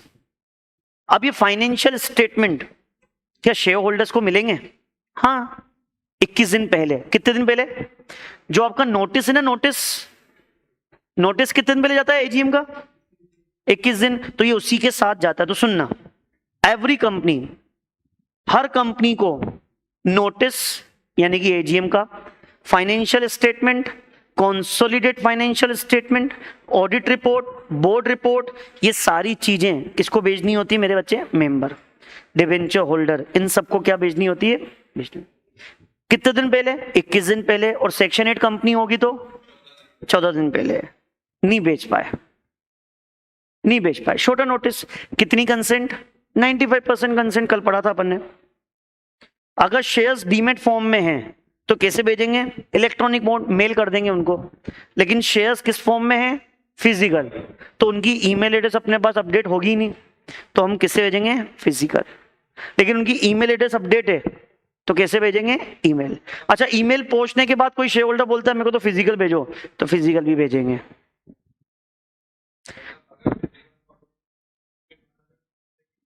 तो ईमेल से ही भेजेंगे।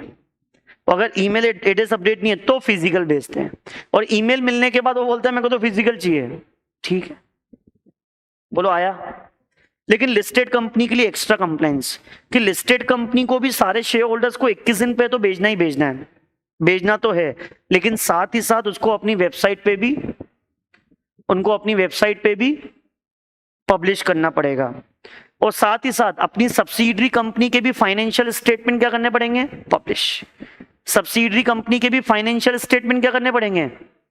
तो रिपीट कर रहा हूं, लिस्टेड कंपनी को ये कंप्लायंस तो साइड वाला करना ही करना है, साथ ही साथ अपनी वेबसाइट पे अपने फाइनल अकाउंट, साथ ही साथ सब्सिडरी कंपनी के भी फाइनेंशियल स्टेटमेंट डिस्क्लोज करने पड़ेंगे। सब फॉरेन सब्सिडरी हो तो भी डिस्क्लोज करना ही पड़ेगा।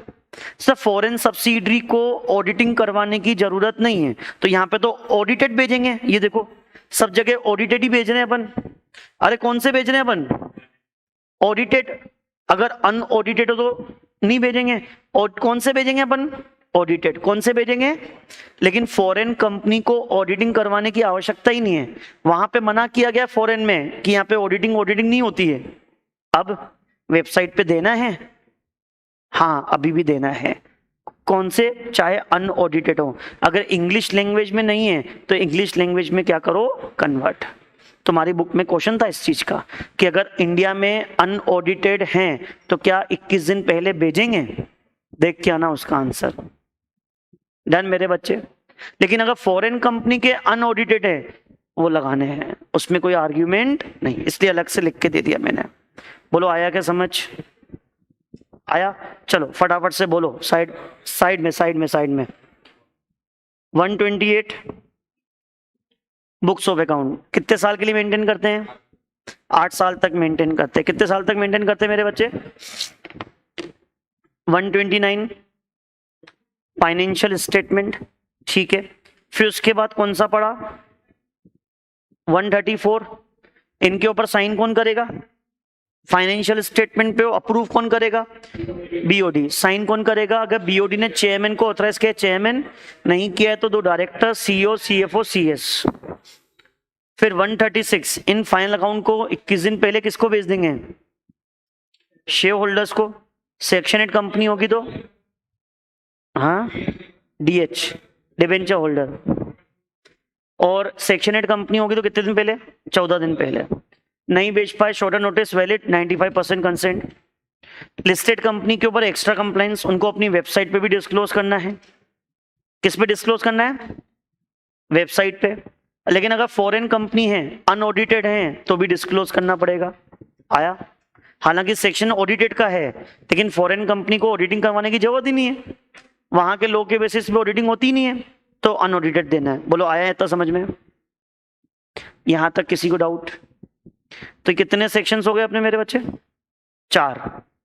कितने सेक्शंस हो गए? अब इसमें एक अमेंडमेंट आया था 129A करके। नया नया सेक्शन जोड़ा गया था, कौन सा था? Periodical financial result. हाँ,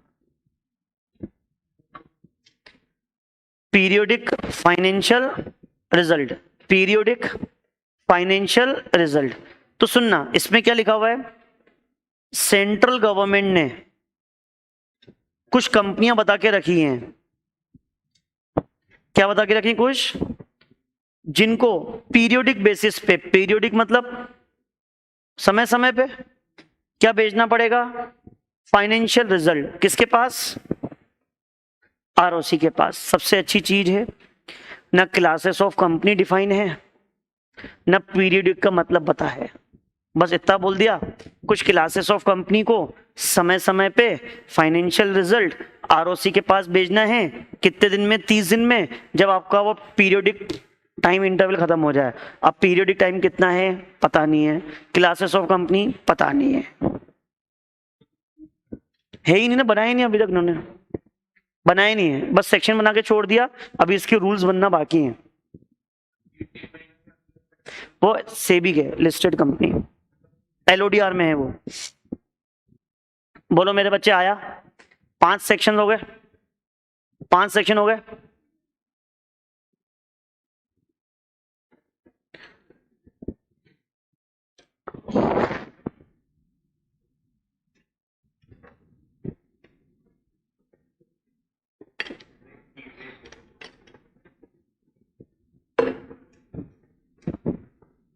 बोलो आया?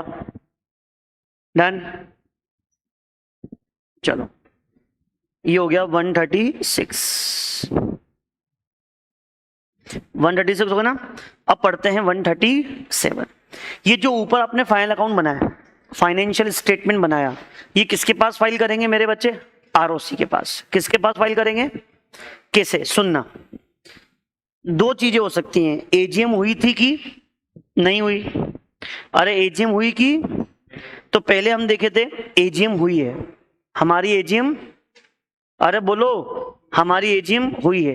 तो अगर एजीएम हुई है तो financial statement, consolidate financial statement, board report, audit report, और हमारे सब्सिडरी कंपनी के बुक्स ऑफ अकाउंट, चाहे वो सब्सिडरी कंपनी कहां की हो, आउटसाइड इंडिया। हालांकि वो कंसोलिडेट के साथ आ गई, इंडियन सब्सिडरी। यार इंडियन सब्सिडरी के तो हम कंसोल बनाते हैं ना, तो फॉरेन की सब्सिडरी है वो भी अलग से लिख दिया मैंने। अगर एजीएम में एडॉप्ट हो गए, एडॉप्ट मतलब शेयर होल्डर ने ऑर्डिनरी बिजनेस ओआर पास हो गया, रेजोल्यूशन पास हो गया, तो आरओसी के पास कितने दिन में भेजेंगे? 30 दिन, जब से एजीएम हुई। एजीएम से कितने दिन में? एजीएम से कितने दिन में? लेकिन शेयर होल्डर ने एडॉप्ट नहीं किया, शेयर होल्डर ने एडॉप्ट, रेजोल्यूशन पास, या फिर मान लो रखे ही नहीं गए, या रखे गए थे वहां पे पास, तो बेटा तो भी आरओसी के पास भेजेंगे। किसके पास भेजेंगे? आरओसी के पास। और आरओसी अपने पास प्रोविजनल बेसिस पे रिकॉर्ड करके, यानी कि बोलेगा टेम्परेरी, प्रोविजनल, प्रोविजनल मतलब टेम्परेरी, कि भैया वेट करेंगे इनके फाइन आने का, इनका फाइनल भी आएगा। क्या आएगा मेरे बच्चे? फाइनल आएगा। और ये भी कितने दिन भेजेंगे? 30 दिन, जब से एजीएम हुई। कितने दिन में? जब से क्या हुई मेरे बच्चे? एजीएम हुई।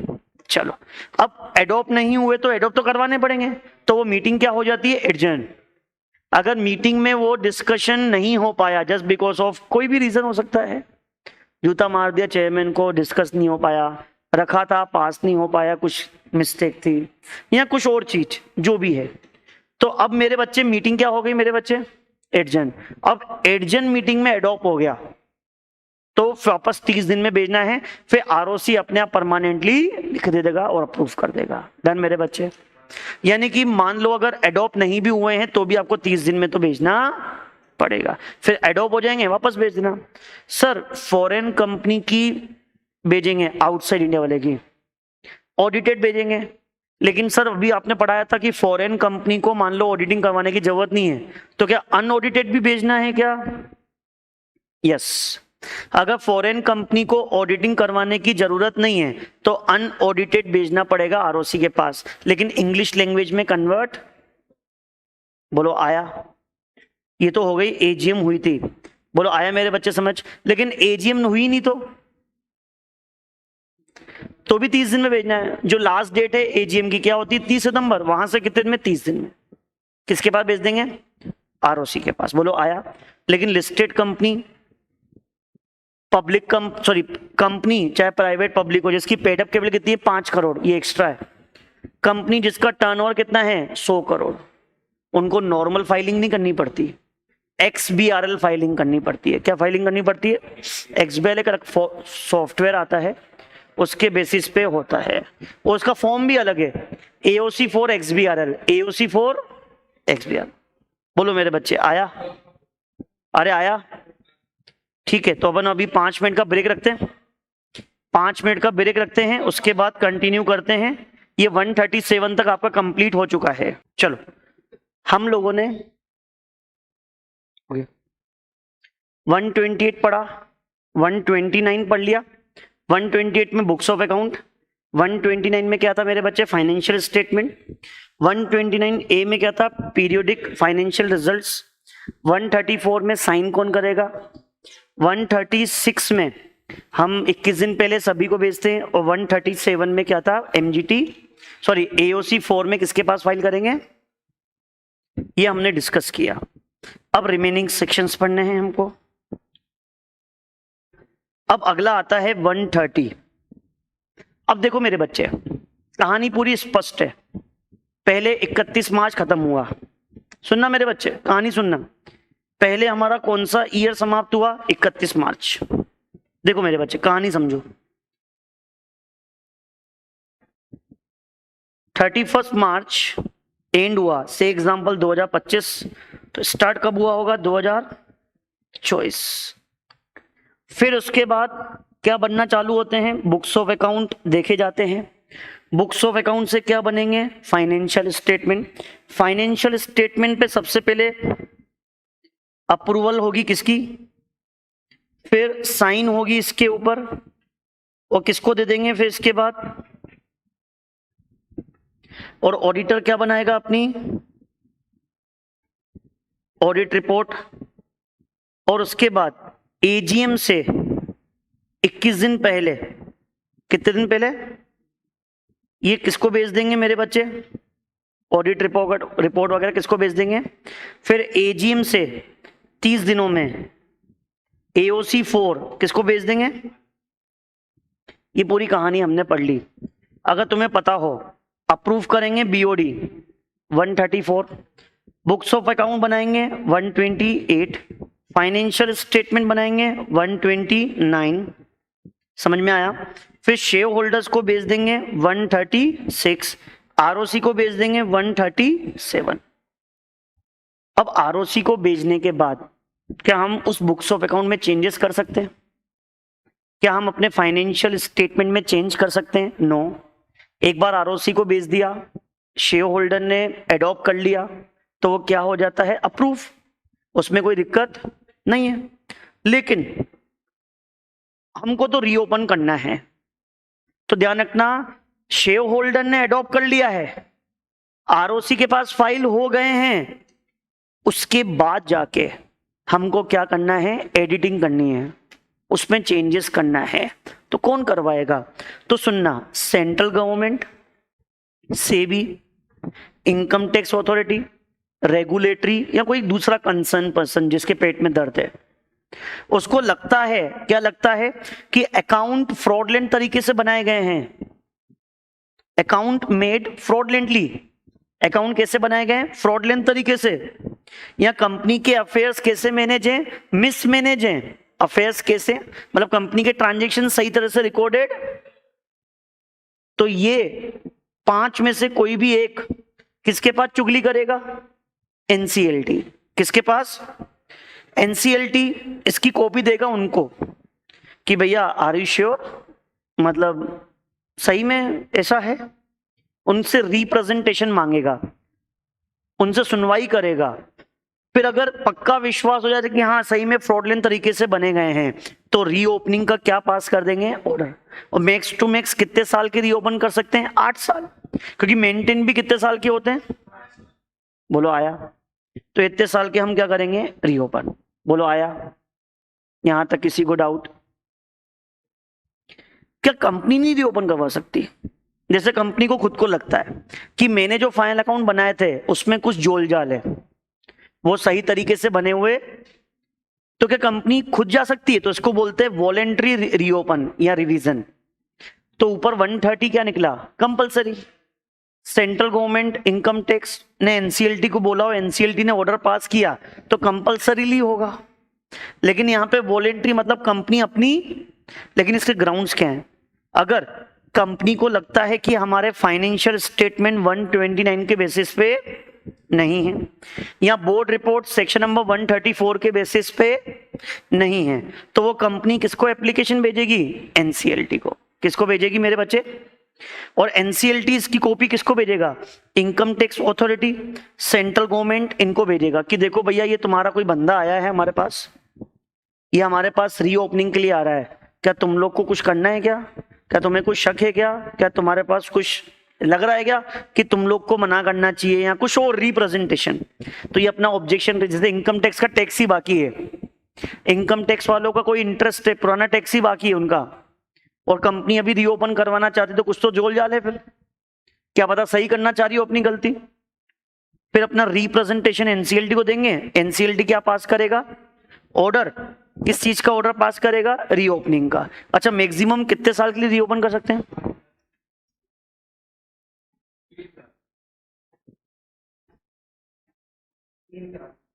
3 साल। मैक्स टू मैक्स कितने साल के लिए रीओपन कर सकते हैं? 3। अगर कंपनी खुद जा रही है तो कितने साल के लिए रीओपन कर सकते हैं? 3 साल के लिए रीओपन कर सकते हैं। कितने साल के लिए रीओपन कर सकते हैं? 3। लेकिन अगर सेंट्रल गवर्नमेंट वगैरह जा रहे हो तो 8। और इस ऑर्डर की कॉपी किसको फाइल कर देंगे? आरओसी को। बोलो यहां तक आया? तो कौन कौन सा सेक्शन हो गया बोलो जल्दी से? 128 हो गया, 129, 129A हो गया, 130, 131 भी हो गया, फिर उसके बाद 134 हो गया, 136 हो गया, 130, 3 सेक्शन बचे हुए हैं बस। करे स्टार्ट, करे स्टार्ट, ठीक है। नेक्स्ट सेक्शन है 132, किसका है? नफरा, नेशनल फाइनेंशियल रिपोर्टिंग अथॉरिटी। तो सुनो, नफरा को किसने बनाया मेरे बच्चे? सेंट्रल गवर्नमेंट ने। कैसे बनाया? एनआईओजी करके। कैसे बनाया? एनआईओजी बोले नोटिफिकेशन इन ऑफिशियल गजट। तो सेंट्रल गवर्नमेंट ने ऑफिशियल गजट में नोटिफिकेशन इशू करके किसको बनाया है? नफरा। नफरा का हेड ऑफिस कहां पर है? न्यू दिल्ली। नफरा का हेड ऑफिस कहां पर है मेरे बच्चे? न्यू दिल्ली में है। नफरा के अंदर कौन होता है? चेयरमैन होता है एक, और 15 मेंबर होते हैं। कौन कौन होता है मेरे बच्चे? चेयरमैन और 15 मेंबर। कौन कौन होता है? चेयरमैन और 15 मेंबर। चेयरमैन कौन बन सकता है? जिसके पास अकाउंट, ऑडिट, लॉ, फाइनेंस, जो तुम्हारे सब्जेक्ट्स हैं। तुम्हारे सब्जेक्ट्स ही हैं, कॉस्टिंग छोड़ दो बस, कॉस्टिंग को हटा के अकाउंट है, ऑडिट है, लॉ है, फाइनेंस है। फाइनेंस में टैक्स और एफएम आ गया। तो जिस व्यक्ति तुम लोग बन सकते हो मतलब चेयरपर्सन, बिल्कुल अपने लिए काबिल बना लो अपने आप को, ठीक है। तो अगर इन चारों का नॉलेज है तो आप क्या कर सकते हैं मेरे बच्चे? चेयरमैन बन सकते हैं। और चेयरमैन और जो मेंबर है फुल टाइम वाले, मेंबर तो फुल टाइम पार्ट टाइम कोई भी हो सकता है, लेकिन फुल टाइम वाले जो हैं वो किसी ऑडिट फॉर्म में एसोसिएट, या सीधी सी बात, नफरा का काम क्या है? आसपास की जो इसके ज्यूरिडिक्शन में फॉर्म्स आती हैं, ऑडिट फॉर्म आती हैं, कि उन्होंने एएस को फॉलो किया कि नहीं किया, एक ऑडिटर अपनी क्वालिटी के अकॉर्डिंग काम कर रहा है कि नहीं कर रहा है, इस चीज को देखना होता है। लेकिन मान लो अगर नफरा के अंदर ही एक ऐसा बंदा है जो उस ऑडिट फॉर्म का पार्टनर है, क्या वो वहां तक जाने देगा? तो इसलिए उनका कोई association during the time of appointment, जब तक अपॉइंटमेंट चलेगा, जब तक क्या चलेगा? अपॉइंटमेंट चलेगा, तब तक उनका कोई इंटरेस्ट, इवन नफरा छोड़ने के बाद 2 साल तक भी नहीं होना चाहिए। नफरा छोड़ने के बाद 2 साल तक भी उन ऑडिट फॉर्म के साथ जो उसके आसपास के ज्यूरिडिक्शन में आती हैं उनके साथ कोई, तो लिखा हुआ है chairperson full time member not associate with audit firm during the appointment as well as 2 years after cessation. उसकी नौकरी नफरा छोड़ने के बाद भी 2 साल तक वहां के आसपास के ऑडिट फर्म में बोलो आया, क्लियर है, ठीक है। नफरा का हेड ऑफिस कहां पर है? न्यू दिल्ली, ठीक है। ये समझ में आया, ये समझ में आया। नफरा के फंक्शंस क्या है? नफरा के काम क्या है? फॉर्मुलेट करना, क्या करना मेरे बच्चे? फॉर्मुलेट एंड रिकमेंडेट करना। क्या रिकमेंडेट करना? सुनना मेरे बच्चे, ये फॉर्मुलेट करेगा, क्या फॉर्मुलेट करेगा मेरे बच्चे? Accounting standard, accounting policy, auditing standard, auditing policy, और रिकमेंडेट करेगा सेंट्रल गवर्नमेंट को इसके बारे में कि अकाउंटिंग स्टैंडर्ड और ऑडिटिंग स्टैंडर्ड में क्या क्या होना चाहिए। दूसरा, मॉनिटर करेगा, क्या करेगा मेरे बच्चे? मॉनिटर, क्या करेगा? मॉनिटर करेगा और एनफोर्स करवाएगा एएस, यानी कि चेक करेगा कोई एएस का फॉलो कर रहा है कि, उनको मॉनिटर करेगा, और कंप्लायंसेस को क्या करवाएगा? Enforce. Accounting standard, auditing standard को क्या करवाएगा? एनफोर्स, उनका स्ट्रिक्टली कंप्लायंसेस करेगा। और क्या करता है, इसका काम क्या है? जो भी प्रोफेशनल्स हैं, ऑडिटर्स हैं, उनकी क्वालिटी ऑफ वर्क को देखता है कि वो कैसा काम कर रहे हैं, किस तरीके का काम कर रहे हैं, उन लोगों, उनके काम को भी क्या करता है? वो वॉच करता है। बोलो आया। नेक्स्ट, ये जो नफरा अपना काम करता है, जितने भी काम अभी पढ़े, नफरा काम किसके थ्रू करता है? डिवीजन बना के, डिपार्टमेंट बना के। यानी कि नफरा ने क्या बना के रखे? डिपार्टमेंट। वो डिपार्टमेंट बना के अलग अलग डिपार्टमेंट को अलग अलग काम दे देता है। और डिपार्टमेंट का हेड कौन होता है? चेयरमैन होगा या फुल टाइम मेंबर? डिपार्टमेंट का हेड कौन होगा? चेयरमैन या फुल टाइम मेंबर। तीसरा टॉपिक, क्या नफरा को बुक्स ऑफ अकाउंट मेंटेन करने पड़ते हैं खुद के? हाँ, ट्रांजेक्शन तो वो भी करता होगा, सैलरी तो वहां पे भी बढ़ती होगी, तो बुक्स ऑफ अकाउंट मेंटेन करने पड़ते हैं। क्या इनको ऑडिटिंग करवानी होती है? हाँ, ऑडिटिंग किससे करवानी पड़ती है? C&AG। और C&AG ऑडिटिंग करने के बाद ऑडिट रिपोर्ट किसको फॉरवर्ड कर देता है? Central government. लेकिन ऑडिट रिपोर्ट C&AG किसको देगा? नफरा को। और नफरा किसको देगा मेरे बच्चे? समझ में आया? तो C&AG ऑडिट रिपोर्ट बना के किसको देगा? नफरा को। और नफरा किसको फॉरवर्ड कर देगा? CG। और CG उसको पार्लियामेंट में रख देगा बहसबाजी के लिए। बोलो आया। फिर उसके बाद नफरा के पास सिविल कोड के सेम काम है। ये सिविल कोड के पास क्या काम होते हैं? समन इशू करना, अटेंडेंस करवाना, क्रॉस एग्जामिनेशन करवाना, ये सारी पावर किसके पास है? तो it shall have same power of civil code. जो सिविल कोड के पास पावर है वही सेम टू सेम किसके पास है? नफरा। और साथ ही साथ ये इन्वेस्टिगेट भी कर सकता है। क्या कर सकता है? किसका? चार्टर्ड अकाउंटेंट जो ऑडिटर्स हैं, उन कोई प्रोफेशनल मिसकंडक्ट तो नहीं कर रहे, वो रिश्वत तो नहीं ले रहे या कुछ और काम तो नहीं कर रहे। तो अगर सही में प्रूफ हो जाता है कि उन्होंने गलत काम किया है, उन्होंने रिश्वत ली है, अपना काम सही से नहीं किया है, तो अगर वो ऑडिटर इंडिविजुअल है तो पेनल्टी, फर्म है तो भी क्या? जल्दी से बताओ, इंडिविजुअल होगा तो कितनी पेनल्टी? कुछ भी। इंडिविजुअल होगा तो क्या पेनल्टी है? तुम लोग रिवीजन से पहले पढ़ के नहीं आते क्या? कुछ रिवीजन से पहले कुछ पढ़ के नहीं आते अपन लोग? तो क्या समझ में आता होगा? सत्यनारायण की कथा चल रही है फिर तो।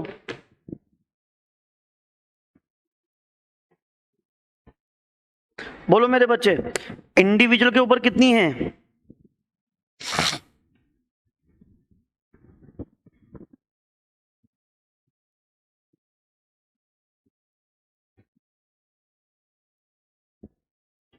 बोलो भाई बोलो।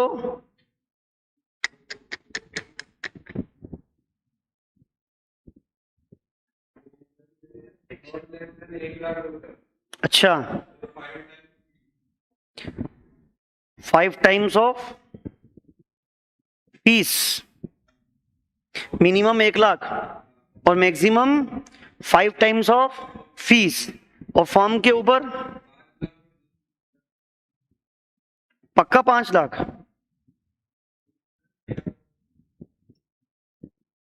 कुछ तो बात है दया। एक मिनट रुक जाओ।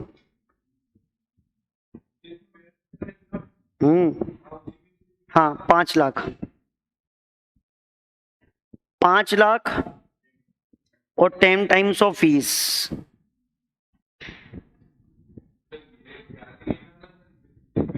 आया? इसकी भी पेनल्टी याद करनी है। अरे काहे के लिए लिखवा रहा हूं, मुझ जैसा इंसान लिखवा रहा है मतलब याद करनी है।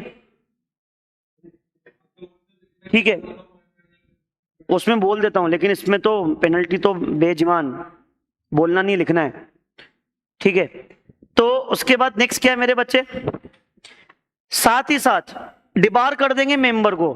मेंबर मतलब आईसीएआई के मेंबर को। डूइंग ऑडिट ऑफ कंपनी, तुम कंपनी की ऑडिटिंग और किसी भी कंपनी की वैल्यूएशन भी नहीं कर सकते। कितने समय के लिए डिबार कर देंगे? कितने महीने? मिनिमम 6 महीने पक्का? चेक कर लो एक बार।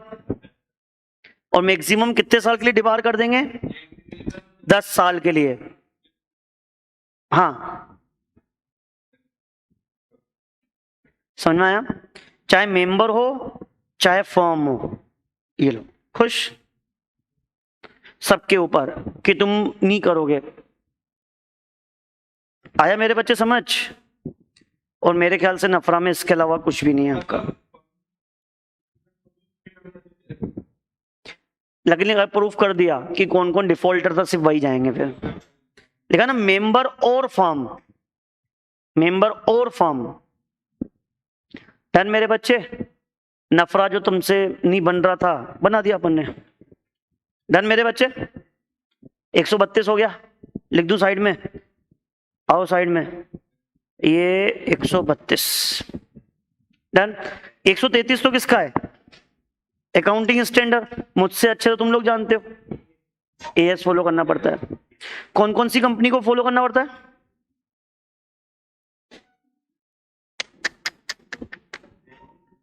बोलो। लिस्टेड एक तो मैं लिख देता हूं, और दूसरा, फिर तीसरा मैं लिख देता हूं देयर सब्सिडरी, देयर एसोसिएट। तुम लोग क्या धर्मशाला में आए हो क्या? मेरे को क्या फील हो रहा है कि मतलब,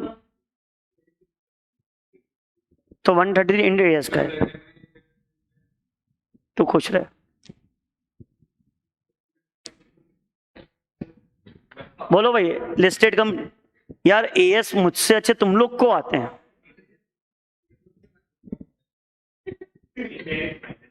लेकिन उसका बेस तो पढ़ोगे ना। मैं नहीं बताऊंगा, मैं सीधा 135 पढ़ाऊंगा। ठीक है, मैंने जब क्लास में पढ़ाया था तब भी लिखवाया था। हाँ जी, हाँ जी, लिखवाया है हमने।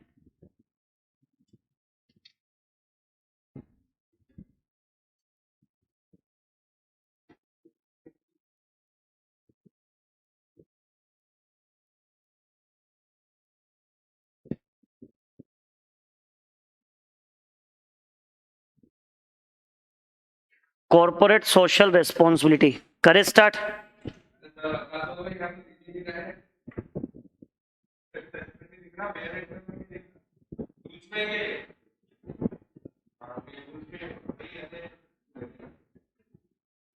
लो और लिख देता हूं, ऐसी कंपनी जिसकी नेटवर्थ 250 करोड़ हो। अब 250 लाख है कि करोड़ है वो भी ढूंढ लेना, बस खुश। और ये नेटवर्थ है, कौन सी कंपनी है वो देख लेना।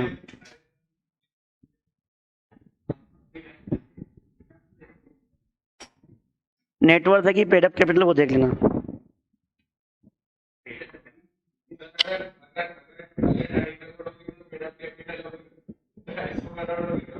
अरे जा तू। लो आ जाओ, सेक्शन नंबर 135 किसका होता है? Corporate social responsibility. करे स्टार्ट, करें? अरे करे स्टार्ट।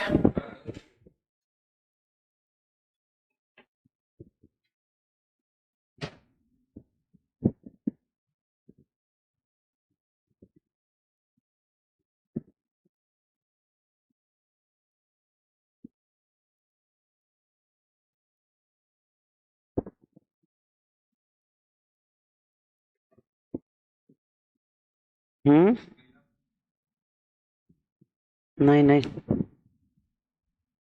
किसी इंसान ने करा होगा।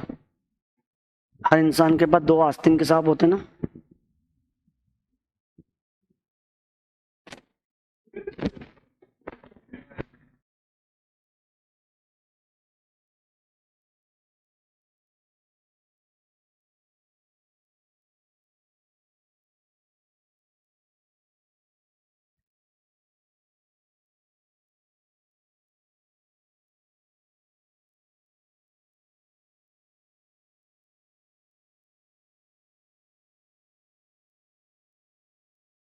चलो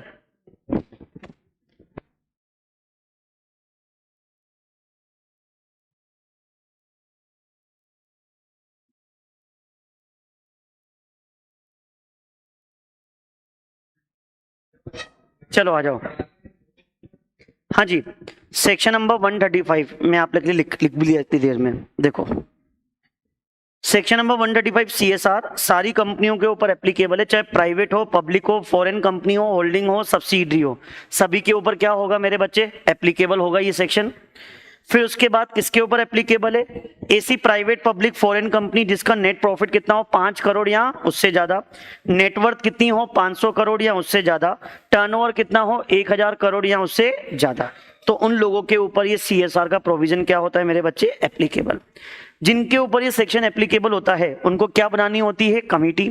उस कमिटी को क्या बोलते हैं, सीएसआर कमिटी। कमिटी में मिनिमम कितने लोग होते हैं, 3 डायरेक्टर होते हैं, जिसमें से एक क्या होना चाहिए, इंडिपेंडेंट डायरेक्टर, यानी कि 2+1। लेकिन किसी कंपनी में इंडिपेंडेंट है ही नहीं तो कितने डायरेक्टर होने चाहिए, फिर 2, यानी कि सीएसआर कमिटी में कितने लोग होने चाहिए, 2 जने होने चाहिए।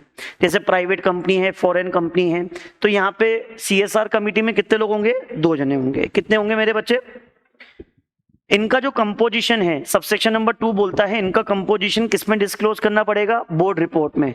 किसमें डिस्क्लोज करना पड़ेगा मेरे बच्चे, बोर्ड रिपोर्ट में डिस्क्लोज करना पड़ेगा। सीएसआर कमेटी के काम क्या होते हैं, सीएसआर कमेटी क्या काम करती है, 3 काम करती है। एफआरएम फॉर्मुलेट करती है सीएसआर पॉलिसी, जिसमें क्या लिखी हुई होती है, सीएसआर एक्टिविटी, और एक्टिविटी कहां डिफाइन है, schedule number 7।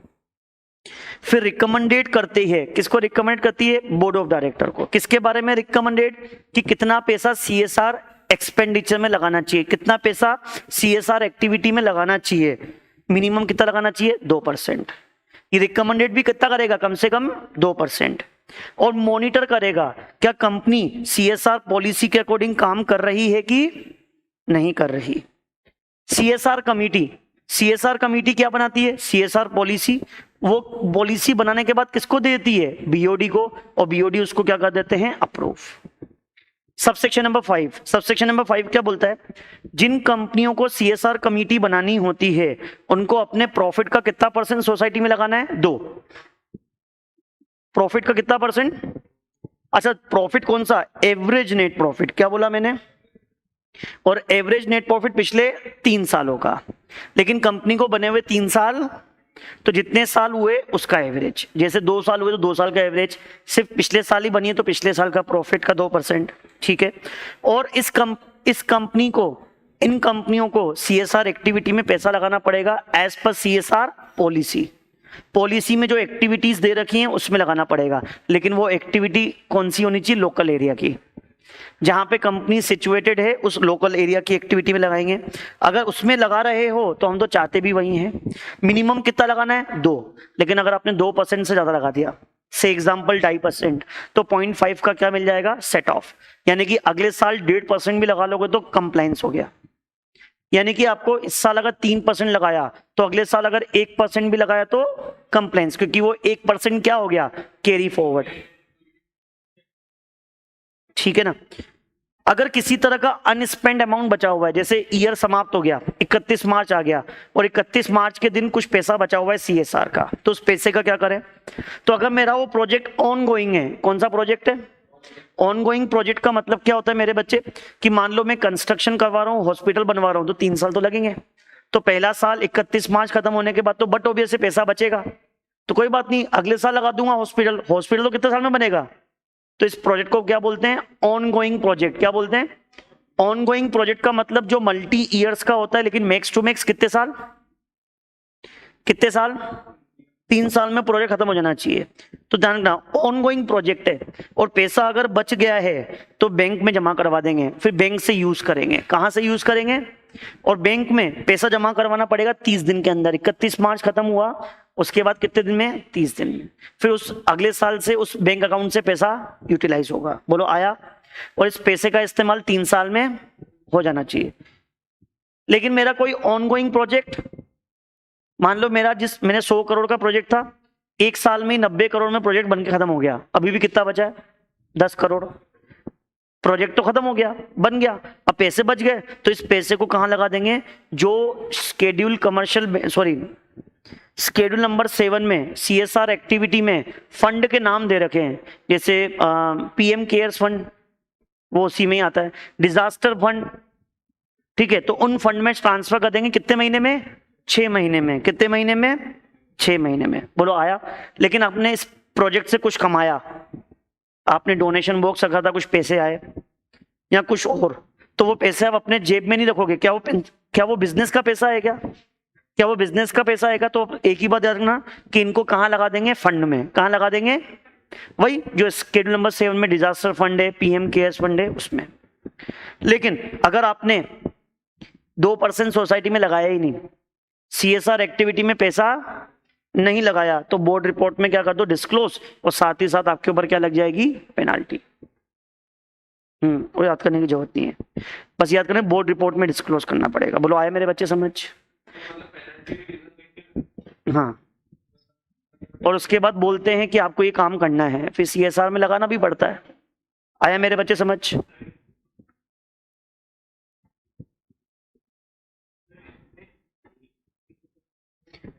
Average net profit 2% किसका निकालेंगे? एवरेज नेट प्रॉफिट का। और एवरेज कैसे निकलेगा? पिछले 3 सालों का प्रॉफिट का एवरेज। आई थिंक सारे सेक्शंस हो गए। तो आप लोगों का ये भी क्या हो गया? कंप्लीट हो गया, है ना? तो हमने अकाउंट्स ऑफ कंपनी कर लिया, ऑडिट कर लिया, जनरल मीटिंग कर लिया। तो एक काम करो, ये कर लो, मेरे गले में भी दर्द पड़ रहा है आज, तो बाकी बाद में मैं आपको अनाउंस कर दूंगा जो भी होगा, ठीक है? अब इन 3 चैप्टर को तैयार करो, इनके MCQs आज भेज दूंगा। और किसके MCQs भेजने मुझे? अकाउंट्स ऑफ कंपनी के भेजने। बाकी 2 चैप्टर्स के भेज चुका मैं, अकाउंट्स ऑफ कंपनी के क्वेश्चंस भी भेज दूंगा, MCQs भी, उसको सोल्व करो, फिर अपन बाकी चैप्टर्स और कर लेंगे, ठीक है मेरे बच्चे? और मैं आप लोगों को आज, अगर आप लोग बोलो तो सेक्शन नंबर 1 से लेके 61 तक सेक्शंस के मैं फ्लो चार्ट्स भेज दूंगा आप लोगों को। वो देखते ही आपको समझ में आ जाएगा। रिविजनल है ना, वो मैं आज ही भेज देता हूँ, आप लोग का काम हो जाएगा, है ना? मेरे को व्हाट्सएप कर देना पर्सनली, तो मैं आपको वो फॉरवर्ड कर दूंगा, ठीक है मेरे बच्चे?